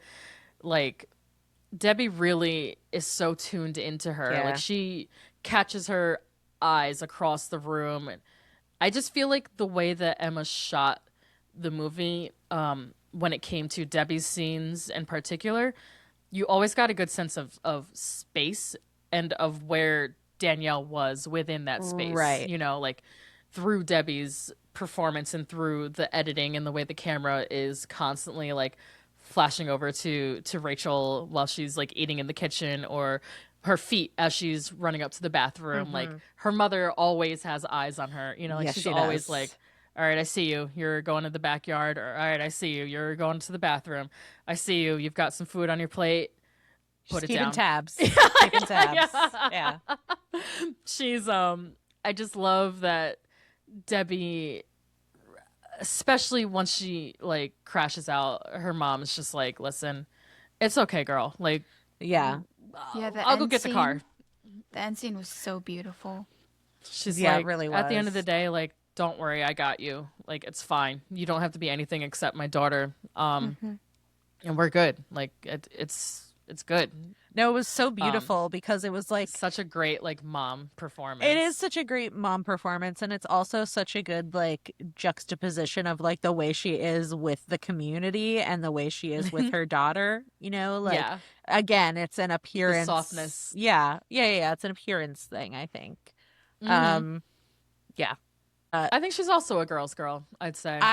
I would say I think she could be. Yes, I think she could be Overall, a girl's girl. Yeah, It's overall. just the food thing's tough. It's tough. I wouldn't expect her to be any other way. Let's put it like that. With the That's food true. stuff. And what about you, Bella? Who's your favorite performance? Diana Agron blew me away because of how little screen time she has in an already short movie, and the way that she can Very. make you feel like you are on her side, and she is so like I said that she's stoic while also being very sympathetic. Like, you don't know whether you are like, Danielle is the protagonist, but you're like, she's in the wrong, and like this woman isn't doing anything to fuck with her, and she is the one who is being wronged the most, and she's The handling most. it with poise, which like I don't think anyone would God bless her. expect, or like no one would expect her to do that, and like I think it's respectable to do it in whatever way, but the fact that she handled herself Yeah. in the way it's she did is so- really so gracious. so gracious, and it really like I think again it just shows like her character's emotional intelligence in her Mhm. ability to be like, I mean, not gonna- I'm yeah. really pissed off at my husband, but this is a young woman, like a young Right, girl. Like, yeah, I like, don't what am I gonna really, do? yeah. So I Tell really, your mom. yeah, Like- right. I loved her character so much. Me too. The what was I gonna say about her? I'd already brought it up, but just the fact that she is like the actual sugar daddy in Yeah. this whole scenario is so fucked It's so up. fucked up. It's so fucked up. It's absolutely insane, and he makes it seem like she's such a bitch and she's like such a burden and such a problem, and it's like, You are a low achieving man with a high achieving woman. you're Is just Ken. You're just in. And she's everything. Yeah. She is everything. Yeah. Oh, I feel so bad for her. I know. I was gonna say I especially love her performance in the scene where she makes Danielle hold her baby. Oh, I have a fun God. fact. Ooh, go ahead. That Yeah. was the first scene she did. The first scene Rachel Sennott did? No, the first scene Diana Agron? Agron. Wow. Agron. Yeah, that was her first scene with the baby trying, like, handing it Oh over. my God. That was her first scene. That is like Whoa. the crux of the movie, I feel, like Yeah. that scene. So like- that is insane. Yeah. I just love what she's doing with her eyes throughout that scene where she's like, no, here you go. Like, you are going to be confronted with Yeah. my daughter. You're a babysitter, right? So take care of my baby. Like, how is it, Yeah. what's it bringing up for you? Like, I just love that we get to see her kind of dominate Danielle, Yeah. but in a very, very, like, quiet, subtle way where only the Right. two of them know what the fuck it's about, and everyone else in that house is just like, oh, cute, she's holding the baby. But there's so much going on between the two of them in that scene, as far as like that power dynamic and that revealing of like, I know what you are and I know what you're doing, and I'm gonna confront you with it. Chilling. Woo! She's lights out in this movie. I didn't know her from anything else. I didn't know she was like on Glee. Yes. When you search Diana Agron, like the first thing that comes up is Glee. I'm like, oh, who? Yes. I've never seen that goddamn show. I have watched it once. It was the summer after I graduated college, and I broke my ass, and I was on. I literally broke my ass, and I broke my sacrum and my coccyx. And Oof. I was on painkillers, and I was watching Glee. So, hell yeah, that's the way to spend a summer. I think it's a way to watch Glee. I think drugged. I really liked Glee. I think Sedated. It's a fantastic show. Oof, I can't. That's too It's fucking cheesy. high for me. camp. It's so high camp. Cringy. But yeah, I think I'd already mentioned that this premiered during COVID, so it's like such a weird kind of way to debut like your big project, you know? Like this is not Molly. Well, I think this is Molly, Rachel, and Emma, the director's like first movie. And they didn't even get like a big premiere with it because of COVID, so it's like just like an interesting time capsule of like Rachel becoming so famous, not being able to have like that big red carpet moment that we associate with celebrity. You know, her celebrity is very kind of in those early days just strictly online. Like it was all Twitter and Zoom calls, and you know, I just feel like it's just such a weird cultural moment to think about Rachel Sennot and like how she made her debut as like the star she is now. It's just so funny. And the other fun fact I learned behind the scenes is that Molly and Rachel met the day before shooting. They had no money to rehearse and no space to rehearse anywhere. Wow. So all the actors just showed up, and Molly Gordon and Rachel Sennot met 24 hours before they shot their first scene together. And you can't tell at all. Like it feels like they've known each other. Their chemistry is so good. Fire chemistry. Yeah. Wow. Just absolute fire. I just love that they connected. You can feel their connection. It's so palpable. And I feel like Emma as a director was like a big part of like getting that chemistry, conveying that chemistry. Just spectacular. Did you have any behind the scenes things that you learned, Bella, that you wanted to highlight? Yeah, I loved learning that the short was strictly comedy and that the thriller elements came in once they started expanding the script. I mean, it makes sense. Like, you know, you can only focus on so much in a short film, but it just feels like such a nightmare scenario that it would have to be a thriller, you know? So that was really cool to learn that it was added and that they did that so seamlessly. I forgot to bring that up earlier, but the Emma and Rachel were students at NYU together. That's how they met. And wow. Yeah, the original version of Shiva Baby is a 7-minute student short that Emma had done for a school project. And then she spent 2 years fundraising and expanding the script and making it into a feature length and casting and not locking down locations and all of that stuff. She made this movie when she was 25, Lindsay. What the fuck am I doing with my life? 25. And Shiva Baby is her first movie. Like, what the fuck am I doing with my life? Bottoms is her second movie. Bottoms is amazing. Second movie. I was like, fuck you, Emma. Like, I know. You really didn't have to flex like that. Oh my God, you flexed. And we get it. And yet, we're here. Like, God damn. She is so fucking talented. I admire her as like a writer and a filmmaker a lot. I cannot fucking wait to see what she does next. Same. She's so humble. I haven't really. Yeah. I know. Yeah, she acts like it's no big deal. I'm like, girl, I think you're like the youngest female director to do a feature length since like Sofia Coppola. You know, who's a Coppola. Yeah.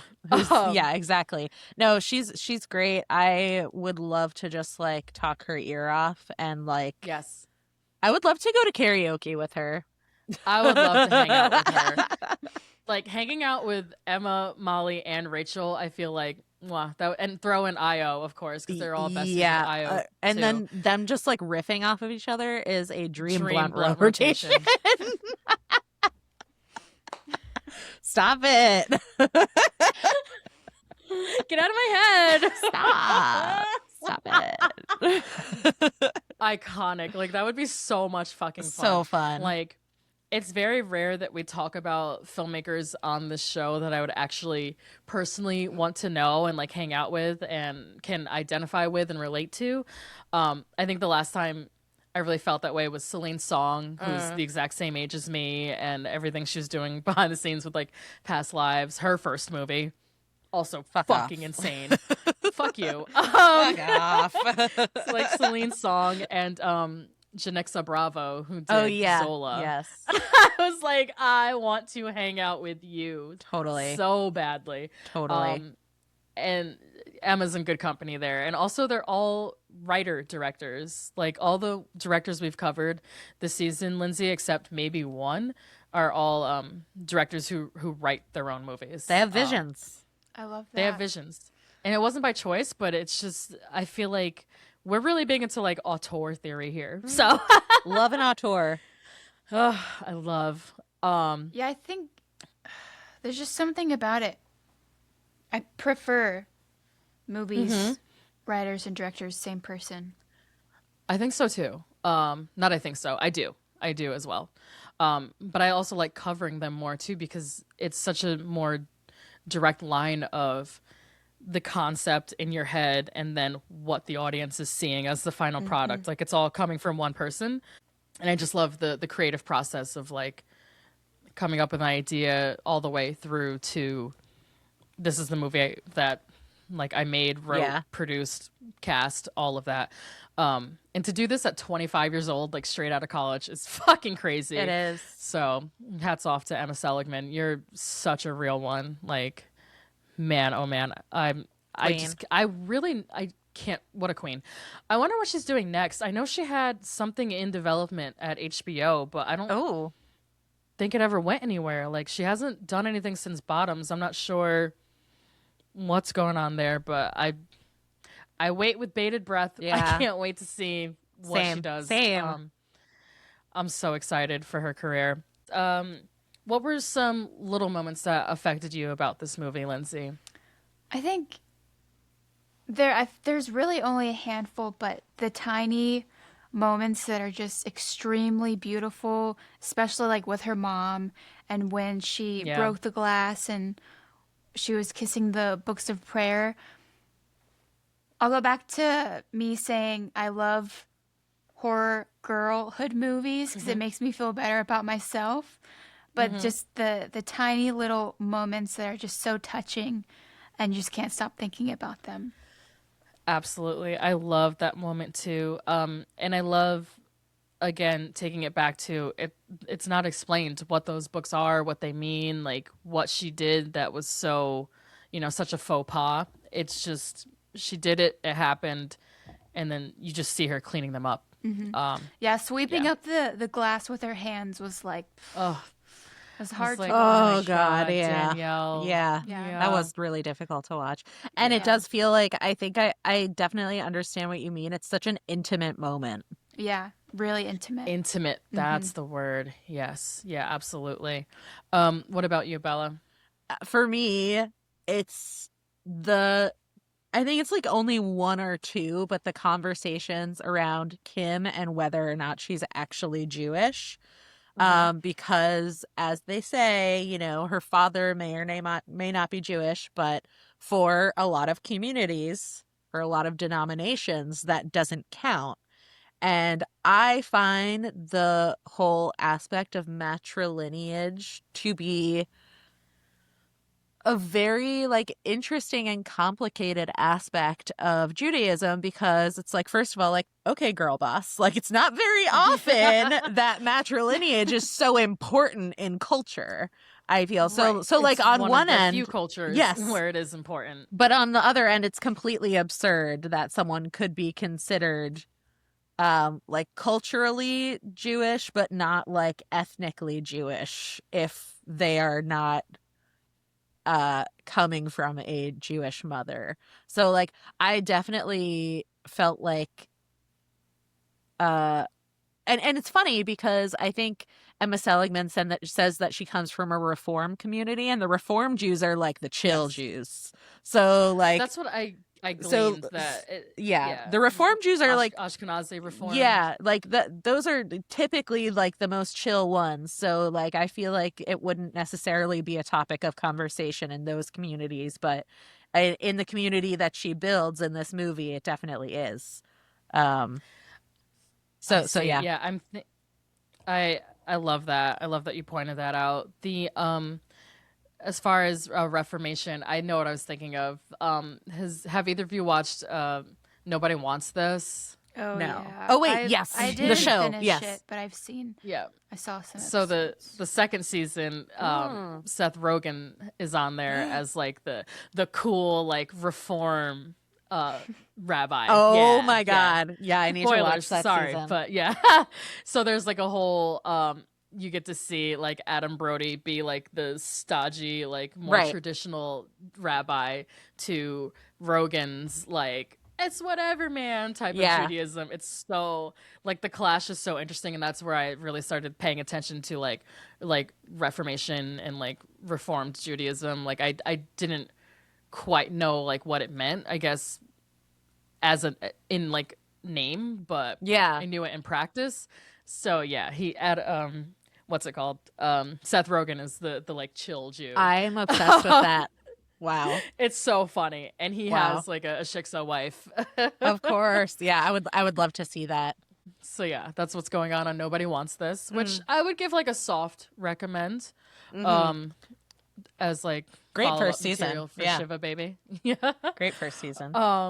Yeah. And the only thing I had that we haven't really touched on yet is the food acting in this movie, and Rachel Sennett's nervous energy and like her anxiety and mania as Danielle, how it comes through in the way that she keeps picking up food, smashing it on her plate, and then like dumping it off the plate, and then like taking a bagel and like starting to like schmear it, and then like putting it back on the plate. She's like, I don't want this. Wait. And then she takes another plate and will have like a bite of one thing, pick it up with her fingers, sort of eat it, and then like throw it away. And it's just like, it's just constantly like, and you can see a lot of how that constant nagging and anxiety about food and her body and eating and just her nerves in general.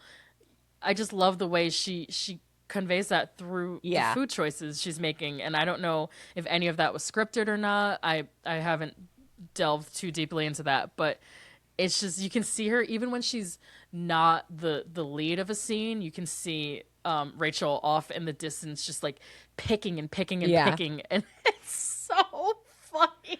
It just feels so realistic to when I've been places I don't want to be, or like parties where I don't know anybody, and I'm just like gotta keep busy, like, fiddling with olives and like I don't know, like picking up and putting down things, and then being like, oh, I touched this, I can't put it back on the plate, and I just throw it away, you know. Just that the food anxiety. It's so nice to hear you say that. I do that too. I do that too. I'm a lot more slick with it, but I'm not. Contrary to popular belief, I do get nervous. No way. No way. What? No, I'm a nervous wreck, but it manifests in very different ways. But a lot of like picking and realizing I don't want something, or like putting it back down, or not knowing if I like something or if I don't like something, and trying to find a napkin to like spit something into so no one sees. Like it's a whole song and dance. Putting shit in your pockets. Have you ever done that one, Lindsay? Yes. When you don't like something, yeah, you gotta just like shove it in your Yeah. pocket and deal with it later. Yeah, deal with it later. Forget about it, and then empty my pockets and find my crumpled up napkin. Oh, I've been there. Oh, such a hellscape. But yeah, the way that the food is conveyed is just perfect. And we talked a lot about the anxiety that this movie causes, of course, but I wanted to go a little deeper. And Bella, you had like such great things to say about like powerlessness and what this movie means from that perspective. So if you wanted to get into that. Sure. And I feel like really when I was thinking about this kind of like anxiety or the anxiety that comes from powerlessness, I was really thinking about her relationship with Maya and the way that things ended with Maya, which is, I think, one of the reasons why I felt so indifferent to this movie the first time that I saw it is because of how it ended on that note with them. Of the hand holding? The hand holding, to me, it felt, and I don't know if this was like me projecting onto the movie, but it felt like that Danny kind of chose Maya because she was there and not necessarily because she wanted to. Oh. And just the way that things were going, and like I also feel like this maybe is one place where this movie could have benefited from being a bit longer, is with the relationship building with them two. But I just kind of felt like I wasn't really sure of Danielle's motives when it came to Maya, whereas I was sure of Maya's motives when it came to Danielle. And I really appreciated that in Emma Seligman's MUBI interview, she said, like, yes, that is purposeful because it's like, okay, Danny's chosen this person that she is now going to be free to fuck up her relationship with. You know, like it's not like she's not choosing her necessarily because she's in love with her and she's like chosen the person. It's this person is, and I forget, I think I wrote it. Emma Seligman says that Danielle is making this decision with Maya based on asking herself, who is going to give me power and when? And obviously, Maya is going to give her the biggest sense of power. And I think that really like left a bad taste in my mouth the first time I watched it, and the second time it wasn't. Like the second time it was overpowered by everything else that I really liked in the movie. I still kind of feel the same way, but I feel less negatively about it. I see. So the ending didn't land with you the first time. It didn't. No. Like at all. No. Oh, okay. Yeah. What about you, Lindsay? Like, what did you think about the ending and the way that they ended up? What you're saying makes so much sense, but I guess it's the little gay in me that just loves getting to see them hold hands at the end. Yes. I was just gonna say I agree, like that.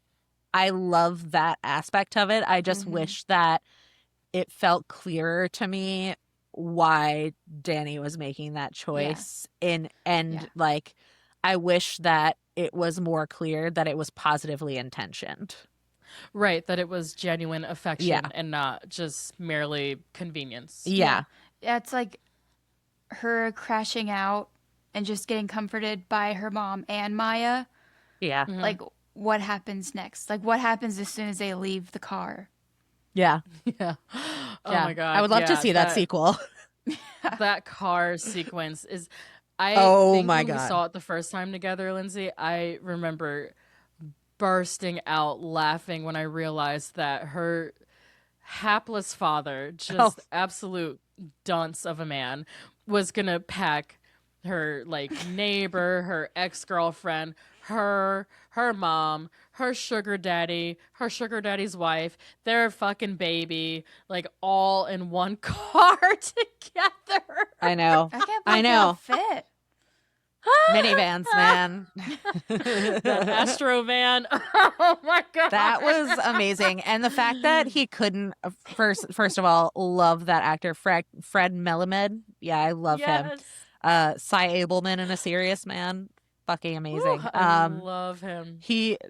I love that he could not even admit that he was wrong about like the space, like that he overcommitted. He was like, no, we're gonna do this. Everybody's gonna fit. Yeah. It's fine. Such a dad. Can't say no. Yeah. Can't Such say a no. dad. No, squeeze in. Yeah. Squeeze in closer. No, Right. just sit on her lap. Danielle, no, you sit on her lap. We'll all fit. Yeah. No, Mrs. So-and-so, like I promise, we can get you to your house. Like, yeah, no, everybody come. Oh, you got the baby? You come too. Yeah. And they're like, just no, we have a hold driver. the car seat. That's crazy. It's a clown car. Just, I love, also speaking of sound design, I love how it's just like the tension of just like the engine running and all like 6, 7, 8 of these people just I know. stuck in this car together, like just like, oh man, it's such a great like still shot. I don't know how she was able to frame them all in one shot like that, but just seeing them, and like I'm pretty sure at that point the baby might still be screaming. I can't remember, but it's just It all blends together. But no, I feel like it was such a good way to break it's still extraordinarily tense, but it's such a good way to break into the tension of the previous scene with some insane humor. Yeah. So wonderful. The only thing I wanted to bring up that we hadn't really talked about yet is like the idea of, I mean, it's just so, it's so normalized, and like I mean that in the positive way, not in the pejorative, but the sex work aspect of this movie. Like Danielle's a sex worker. She's like a sugar baby professionally, I would say, I guess. You know, she's on the websites. She's got multiple clients going at a time, and she's just out here kind of like hustling men for money and to feel some sense of power as a sex worker. And I don't know, I just wanted any thoughts on her role as a sex worker. How do you feel like that plays into her ambition or her transactional nature as a character? Do either of you have anything on that? I think she seems to have such a identity crisis, but while just being very privileged and just very innocent to being an adult and what she's exactly getting herself into. Yeah. And I feel like I really appreciate this perspective because it's very different perspective on sex work than, say, a movie like Tangerine, where it's like survival sex work. And I wanted to bring up Sean Baker. I think that's why I was like yes. so it's like a very big difference between survival sex work that is risky and this type of sex work, which, like, I'm not going to say that it's not always risky, but for someone like this, there is there's not as high of a level of risk as, say, a ton of other sex workers who have to do it to survive. And you're probably meeting with someone that's been vetted and, you know, just all of this stuff. So I feel like, you know, I've definitely known a few folks who are also sex workers, but who have experienced a very different type of sex work that is not necessarily survival sex work and is not high risk. Yes. And I do think that there is a huge differentiation between the two. But when you are within the sex work community, when you're within the sex work community and you are engaging in less risky sex work not to survive, you are still identifying yourself as a sex worker. And in some ways that can get a little messy. I think. I see. Do you see what I Yeah, mean? Like, yeah, for sure. I love your insight on that. Thank you. I just, yeah, I wanted to make sure that we like acknowledge that and that it was a part of her character without being in like an exploitative, yeah, like out of desperation and survival, like you said, right. Bella, and just, and not in that Sean Baker way that I'm getting a little kind of tired of. Understood. I love his work. I just think it's getting a little weird at this point. Like coming from you specifically, like why do you keep highlighting and showcasing these like young vulnerable girls Yeah. in Yeah, sex yeah. work as like a film subject? I don't know. It's a little male gazy, and I I see think that. that the way Emma presented it here is it just felt and there was also a female cinematographer. I don't know if we mentioned that. This is written by a woman, directed by a woman, shot by a woman. Most of the cast is women. And the I think sex scene, oh, I'm so sorry. no, go ahead. Yeah, I was go going to ahead. say the sex scene is like the most detached part of the movie, which I Yeah. really Absolutely. appreciate. I thought that was an amazing detail.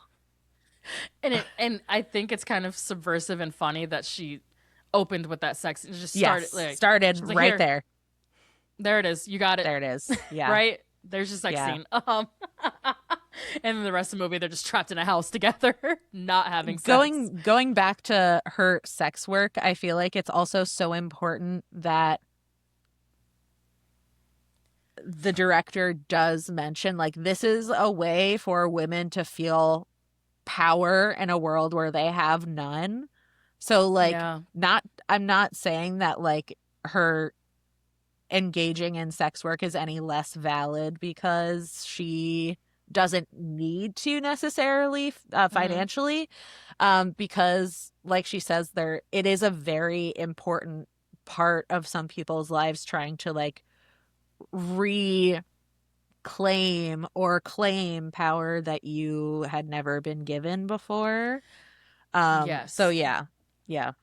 I love that. I think Danielle says she does it for power Yeah. and appreciation. And you're like, damn, that's like I mean, I'm sure you could get that in other ways. Exactly. You know, But yeah, but when you're not to take anything you know, away from, her choices.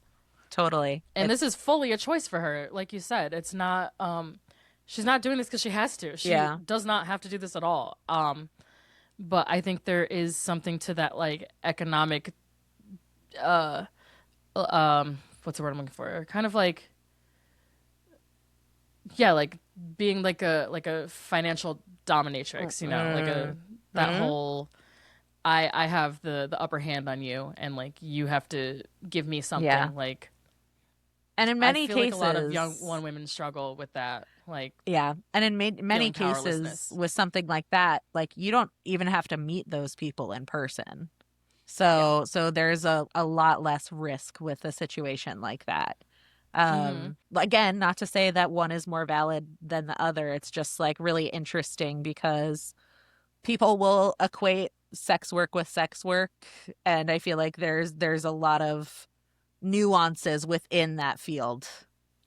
Exactly. Maybe that's what I'm getting at. This is Yeah. just a much more nuanced look at sex work overall. Yeah, for sure. And it's not like that kind of gritty street portrayal version of sex work. It's just more like this is something I do to feel good about myself, whether it's good or bad, And I think the only bad part about it for Danielle is realizing like she's hurting another woman during this process. Two other women, Yes. his wife and his daughter. Yeah.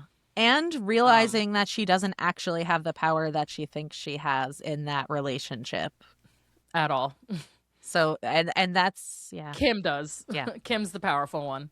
I hated when he rejected her in the bathroom. I was like, how dare you? I hated It's like, that oh, scene. now you're going to be the Mr. Morality. The moral high ground, yeah. Right? Oh, we can't. It's like, but you were this morning. This morning. Shame. You were. Ugh. He's such a loser. I can't stand him. Such yeah, a punchable face. Yeah, the actor does such a He good job. he did an amazing job, yeah. Mm-hmm. You just hate him from like minute one. And I love that subtle bit of writing that Emma does where they he makes that comment to Danielle about, "Oh, I support young women." Yeah, and young female what does entrepreneurs. he say? Yeah, young female entrepreneurs, and I do this because I'm he's basically presenting himself as like this woke, virtuous guy. And you're Yeah. like, get the fuck out of here. Like, stop. And it's extra funny once you realize it's not even his money to give her. I know. He's a just- fucking deadbeat. He's a deadbeat. God. Insanity. I hate them all. Woo! Yeah. So that is Shiva Baby.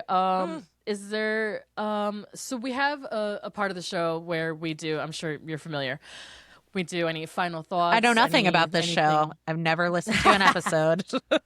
Just kidding. That's a lie. I know that's a lie. That's a lie. Yeah. But do you have any recommendations for for similar works, themes?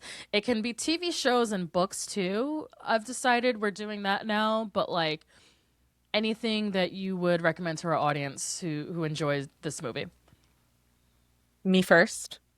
Oh yeah, sorry. Okay, no Yeah, worries. Bella. No worries. Yeah, so the place that I am going to start is with watching all of the Jewish movies that Emma Seligman recommends in her Letterboxd interview, because I've only seen yes. 2 of them of the 7 that she Mhm. recommends, and I'm like, oh my God, I need to do my homework. Right? So yeah, definitely that. I think I was thinking about some like chamber thrillers, like movies that are thrillers that take place in one location. Oh, yeah, of course. So Hitchcock Rear Window, I think, is an amazing Mhm. one for that. And then while we were talking, I thought of another one that I Mhm. saw a couple years ago at Fantastic Fest called Lady World. Oh, It I don't know this It's one. by a director named Amanda Kramer, and it's about a bunch of girls finding themselves stranded in a house during a sleepover, and it's like kind of like Lord of the Flies, but like girls Ooh. sleepover. Oh my gosh, that Um, sounds really good. I Girl really sleepovers I really are, in enjoyed fact, it. just like Lord of the Yeah, Flies. I really so. enjoyed it. Like it was good. It was good. And then I think a movie that Danielle needs to watch is the movie that just came out, Ugly Stepsister. Oh, I haven't seen that yet. Tell me about Norwegian. It's a Norwegian movie that is a dark retelling of Cinderella, essentially. Mhm. It's a body horror. So I feel like Oh. you could do that one, because it is like I quote unquote like that scary, now. but it's more Mhm. body horror than it's not like jump scares or anything like that.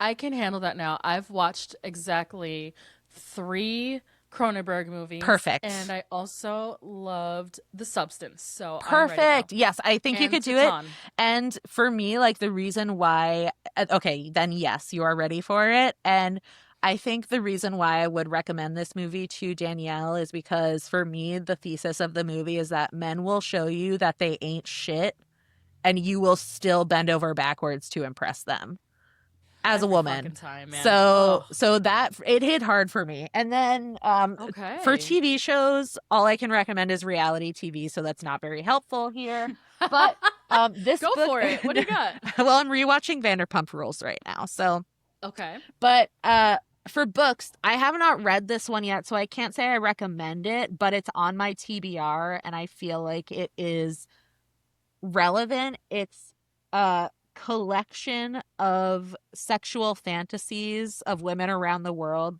that was collected by Gillian Anderson from X-Files fame. And it's called I love Want. her. From Sex Education? Yes. Yeah. And it's called Want. Absolutely. And it's something Okay. that I very much want to read. It's on my TBR, so I think it's one of the next books that I'm going to read, and it felt relevant here. Oh, amazing. I'm definitely writing that down. Yeah. And then also we shouted it out earlier, but I'm assuming Bodies, Bodies, Bodies Oh, as yes, well. totally. chamber right. thriller comedy. There you go. So good. Also, like, comedy horror. Yeah. Yeah. Want by Gillian Anderson. Yep. Writing that down. Okay, perfect. Lindsay, did you want to go next? Yeah. Well, the one Jewish movie I could think of that I've seen, Eight Crazy Nights, the animation. Perfect. No notes. This is very on brand for you. It's an Love Adam that. Sandler movie. Love that. Yeah, I love that movie. It's like, I have just the Sandler movie It for is you. It's like a really dark movie, but Yes. very beautiful animation. What you said earlier, you said it's dark-sided. Yeah. I really like that. But it's Yeah. dark-sided. Eight Crazy Nights. I'll also recommend Theater Camp, which also stars Molly Gordon, and I love her in that. Booksmart, and The Graduate. That's a good one. Nice. Yes. Yeah. Yeah, and Emma had mentioned The Graduate as one of her inspirations. Love that. Obviously, another Yeah. tense chamber piece about like a young person straight out of college being What am I gonna constantly- do? What are you gonna do with your life? Yeah. What are you gonna be? Also, some are you gonna be crazy a power doctor, a dynamics lawyer? in that movie. Right. So this is like very Graduate coded. So for me, first of all, thank you for bringing up that Letterboxd article, Bella. I'm gonna read off the movies for must watch Jewish films that Emma Seligman had referenced. I've seen half of these. Okay, brag. I've seen Fiddler on the Roof, Uncut Gems, and Kissing Jessica Stein. Oh. And I think I've also seen Crossing Delancey, or at least pieces Wow. of it. I have not seen Yentl yet. Keeping the Faith, I have not seen. And I haven't seen A Serious Man, actually, even So though good. I'm a big Coen girly. It's a Coen movie, right? Yeah, I love that movie. Yeah. And I have not seen it. Fred Melamed is in it again. He's Yeah. amazing in that movie. But yeah, I've only seen Uncut Gems and A Serious Man from that list. I have not seen Fiddler on the Roof, which I feel is crazy, but That movie fucking slaps. like I feel like such a bad Jewish person for having not seen that movie. I feel like It's okay. yeah, but you know. I forgive you. Thank you. Thank you. It's not your fault. You're okay. Thank you. But yeah, those are the 7 Jewish films that Emma had recommended in that Letterboxd article. I'm going to put that in the show notes. Okay, so for my recommendations, I am going to throw in the show notes the 2018 Shiva Baby short film, the 7-minute feature that Emma did as one of her NYU projects. We've been talking about it all episodes, but of course, Bottoms, the follow-up to Shiva Baby. This is Emma's version of Fight Club. Yes, so good. I love that movie. It's fucking incredible. And it shows what she can do with a bigger budget and like an action coordinator. I know she had said during interviews that she was really freaked out by having such a big budget and not really knowing what to do with it. I was like, this is what you do with it. Yeah. No notes. That movie, perfect. You got it. As far as like chamber pieces and fucked up families, we spoke about him earlier, but that's still my boy Wes. Royal Tenenbaums, just of course one of the blueprints. His earlier shit is untouchable. Untouchable. That's one of the like blueprint fucked up families. Yeah. Disobedience. Have you either of you seen this one? Yes. I have not, but it's definitely on my list because hello, Rachel Weisz. Rachel Weisz. Oh my god. Hello. Rachel Weisz. McAdams. Yeah, the Rachel on Rachels. Rachel. The Rachels really It is some Rachel on Rachel raunch. Love in that. movie. love that. Is some good smut there, but also to like Jewish women who are in love and kind of pulled apart because they have to get married to useless men. Yeah. You Tale as hate old to as see it. time. Right. amazing kind of fucked up romance. Krisha, I think it's called. This was one that Emma had recommended in her interviews throughout the press tour of Shiva Baby. And it's apparently like a thriller about a woman going crazy at like a family event. So speaking of women going crazy at family events, I watched Noah Baumbach's Margot at the Wedding yesterday. Just What's the deal? I'm not a Baumbach diabolical. fan. I'm not a fan. I'm of not his, either, so. but I actually really liked this one. Fantastic. It's Nicole Kidman and Jennifer Jason Leigh as sisters who fucking hate each other but like can't get away from each other. And Jennifer Jason Leigh is getting married to Jack Black. He's like a loser, just like a schlubby loser husband, and Margot, Nicole Kidman's character, basically comes up there and fucks up the wedding. You know, maybe I'll watch it. Incredible family drama. It's way better than I thought it was going to be because I was like, oh, it's Baumbach. I'm on the fence. You know what they say about broken clocks. You know, they're right twice a day. Yeah. This is one of those 2 times, I think. This is one of the most enjoyable for me personally. Good to know. Baumbach projects. Pieces of April, which is a throwback. It's a early, I want to say 2002, 2003.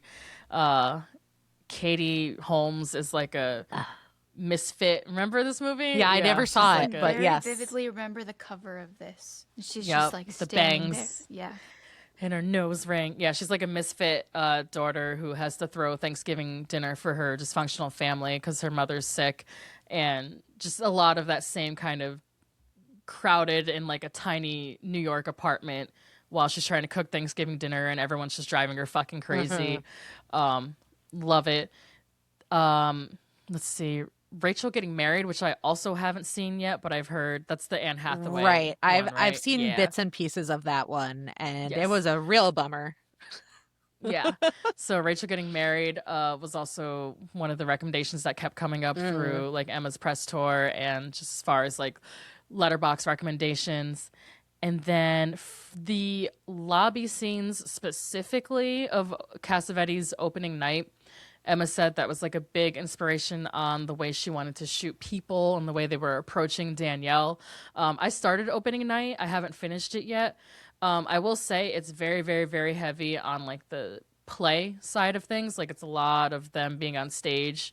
But Jenna Rollins is like fantastic in it. And the lobby scenes and all the things that are happening off stage when she's not performing as an actress. It is very, I can see where Emma drew like inspiration from that story. And then I think that's everything I wanted to mention because I already read the letterbox list. So yeah, those are our recommendations for this episode. And as always, I will put that on a letterbox list for the Post Film Clarity account, and then we'll tag you in it, Bella. So Woo! You'll be mentioned. Yeah. Yay! So that is it for Shiva Baby. Thank you for coming on. Thank you so much for thinking of me for this. No, It's of course. such an honor.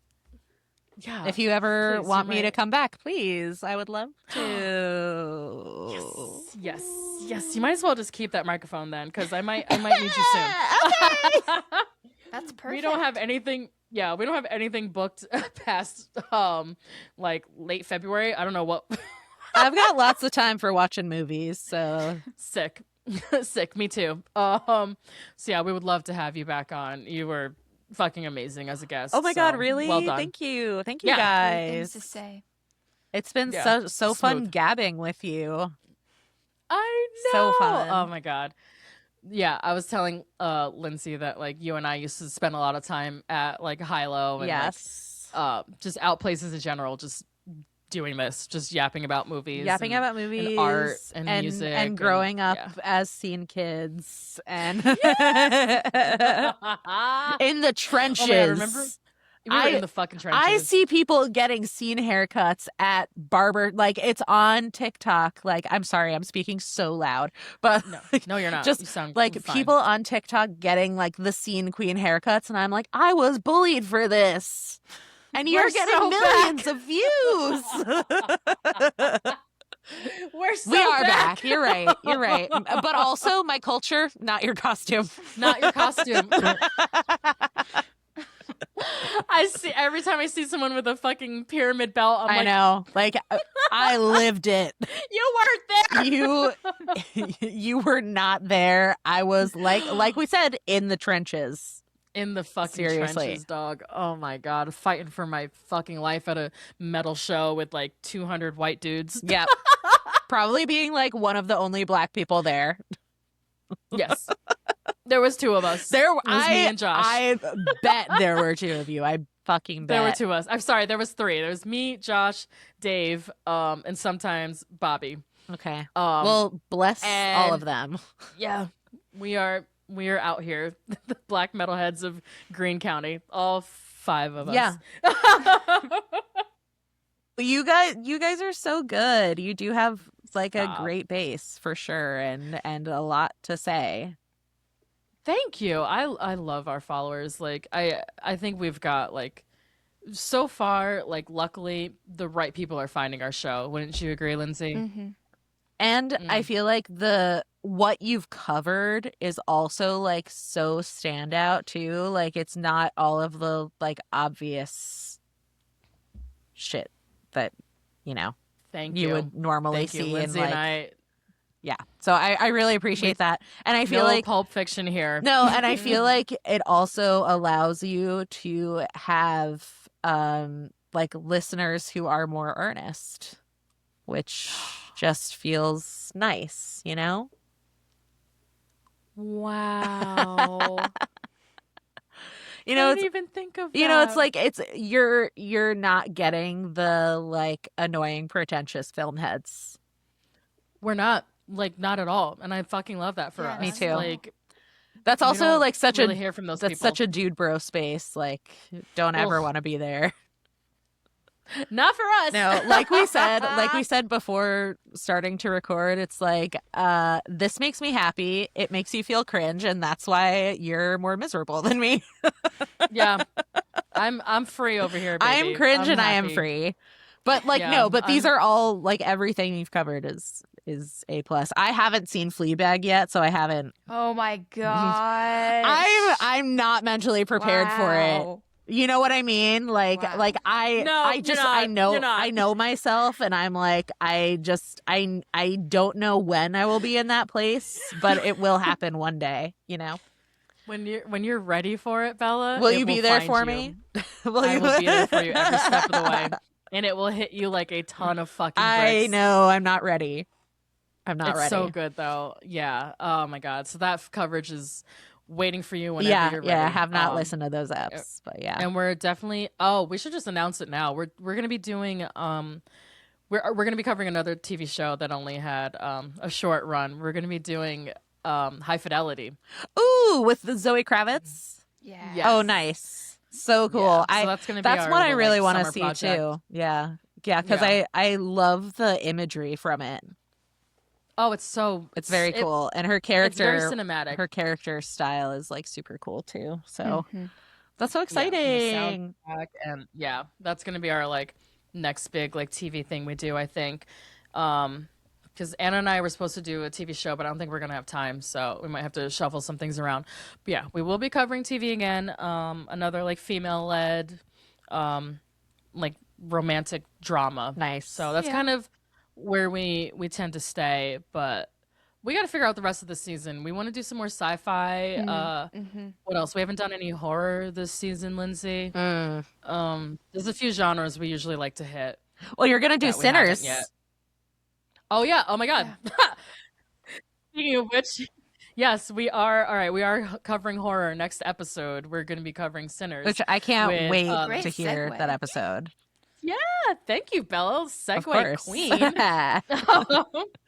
Next episode is going to be Sinners with Alex Ang, who I just adore. That's one of Lindsay and I's besties. We met back when she lived in Durham. She's out on the West Coast now, but we're so excited to talk to her again and to have her on. I saw Sinners with Alex. Nice. Oh, that's 5 right. One of the half dozen times I saw it. I've still only seen it once, and it's one that I've been Wow. wanting to come back to so much. I saw it right after, like 2 days after my life imploded. And Oh no. Yeah, no. but I loved it. You- But I want to come back to it now with like fresh eyes. Mm. And I remember like my jaw being on the floor for Sinners. And I feel like Ryan Coogler, first of all, he's going to do an X-Files reboot, which Speaking of X-Files with fucking crazy. That's incredible. And I'm really excited to hear your insights on Yes. it. Oh my and God. it's We're gonna be gonna have- a great opportunity for me to rewatch it before I listen to that episode. Beautiful. Thank you are a real one. You are a loyal listener. I salute you. I am a keto loyalist. Because you make good decisions in life. I try. Yeah, because I try. you know what's good. You know what's good for you. A woman of impeccable taste. Oh, I love Honestly, you so much. I love you. That's what I've been finding out all evening. Oh my god. Wow. You are that bitch. Please, yeah, whenever if I don't know if you're covering another horror or sci-fi, but if you want I definitely want to to do some sci-fi this season. I really want to do sci-fi. put me in, coach. It's been a minute. Okay, we got you. I'm down with anything. All right, we'll do some brainstorming. Yay. And do you want to close us out, Lindsay? Yeah. Please email us at postfilmclaritypod@gmail.com. Follow us on Instagram, TikTok, and YouTube at postfilmclaritypod. All of our episodes are closed captioned on YouTube. And follow us on Letterboxd at postfilmclarity. We have lists of recommendations and reference work from this and every episode. And with that, bye, honeys.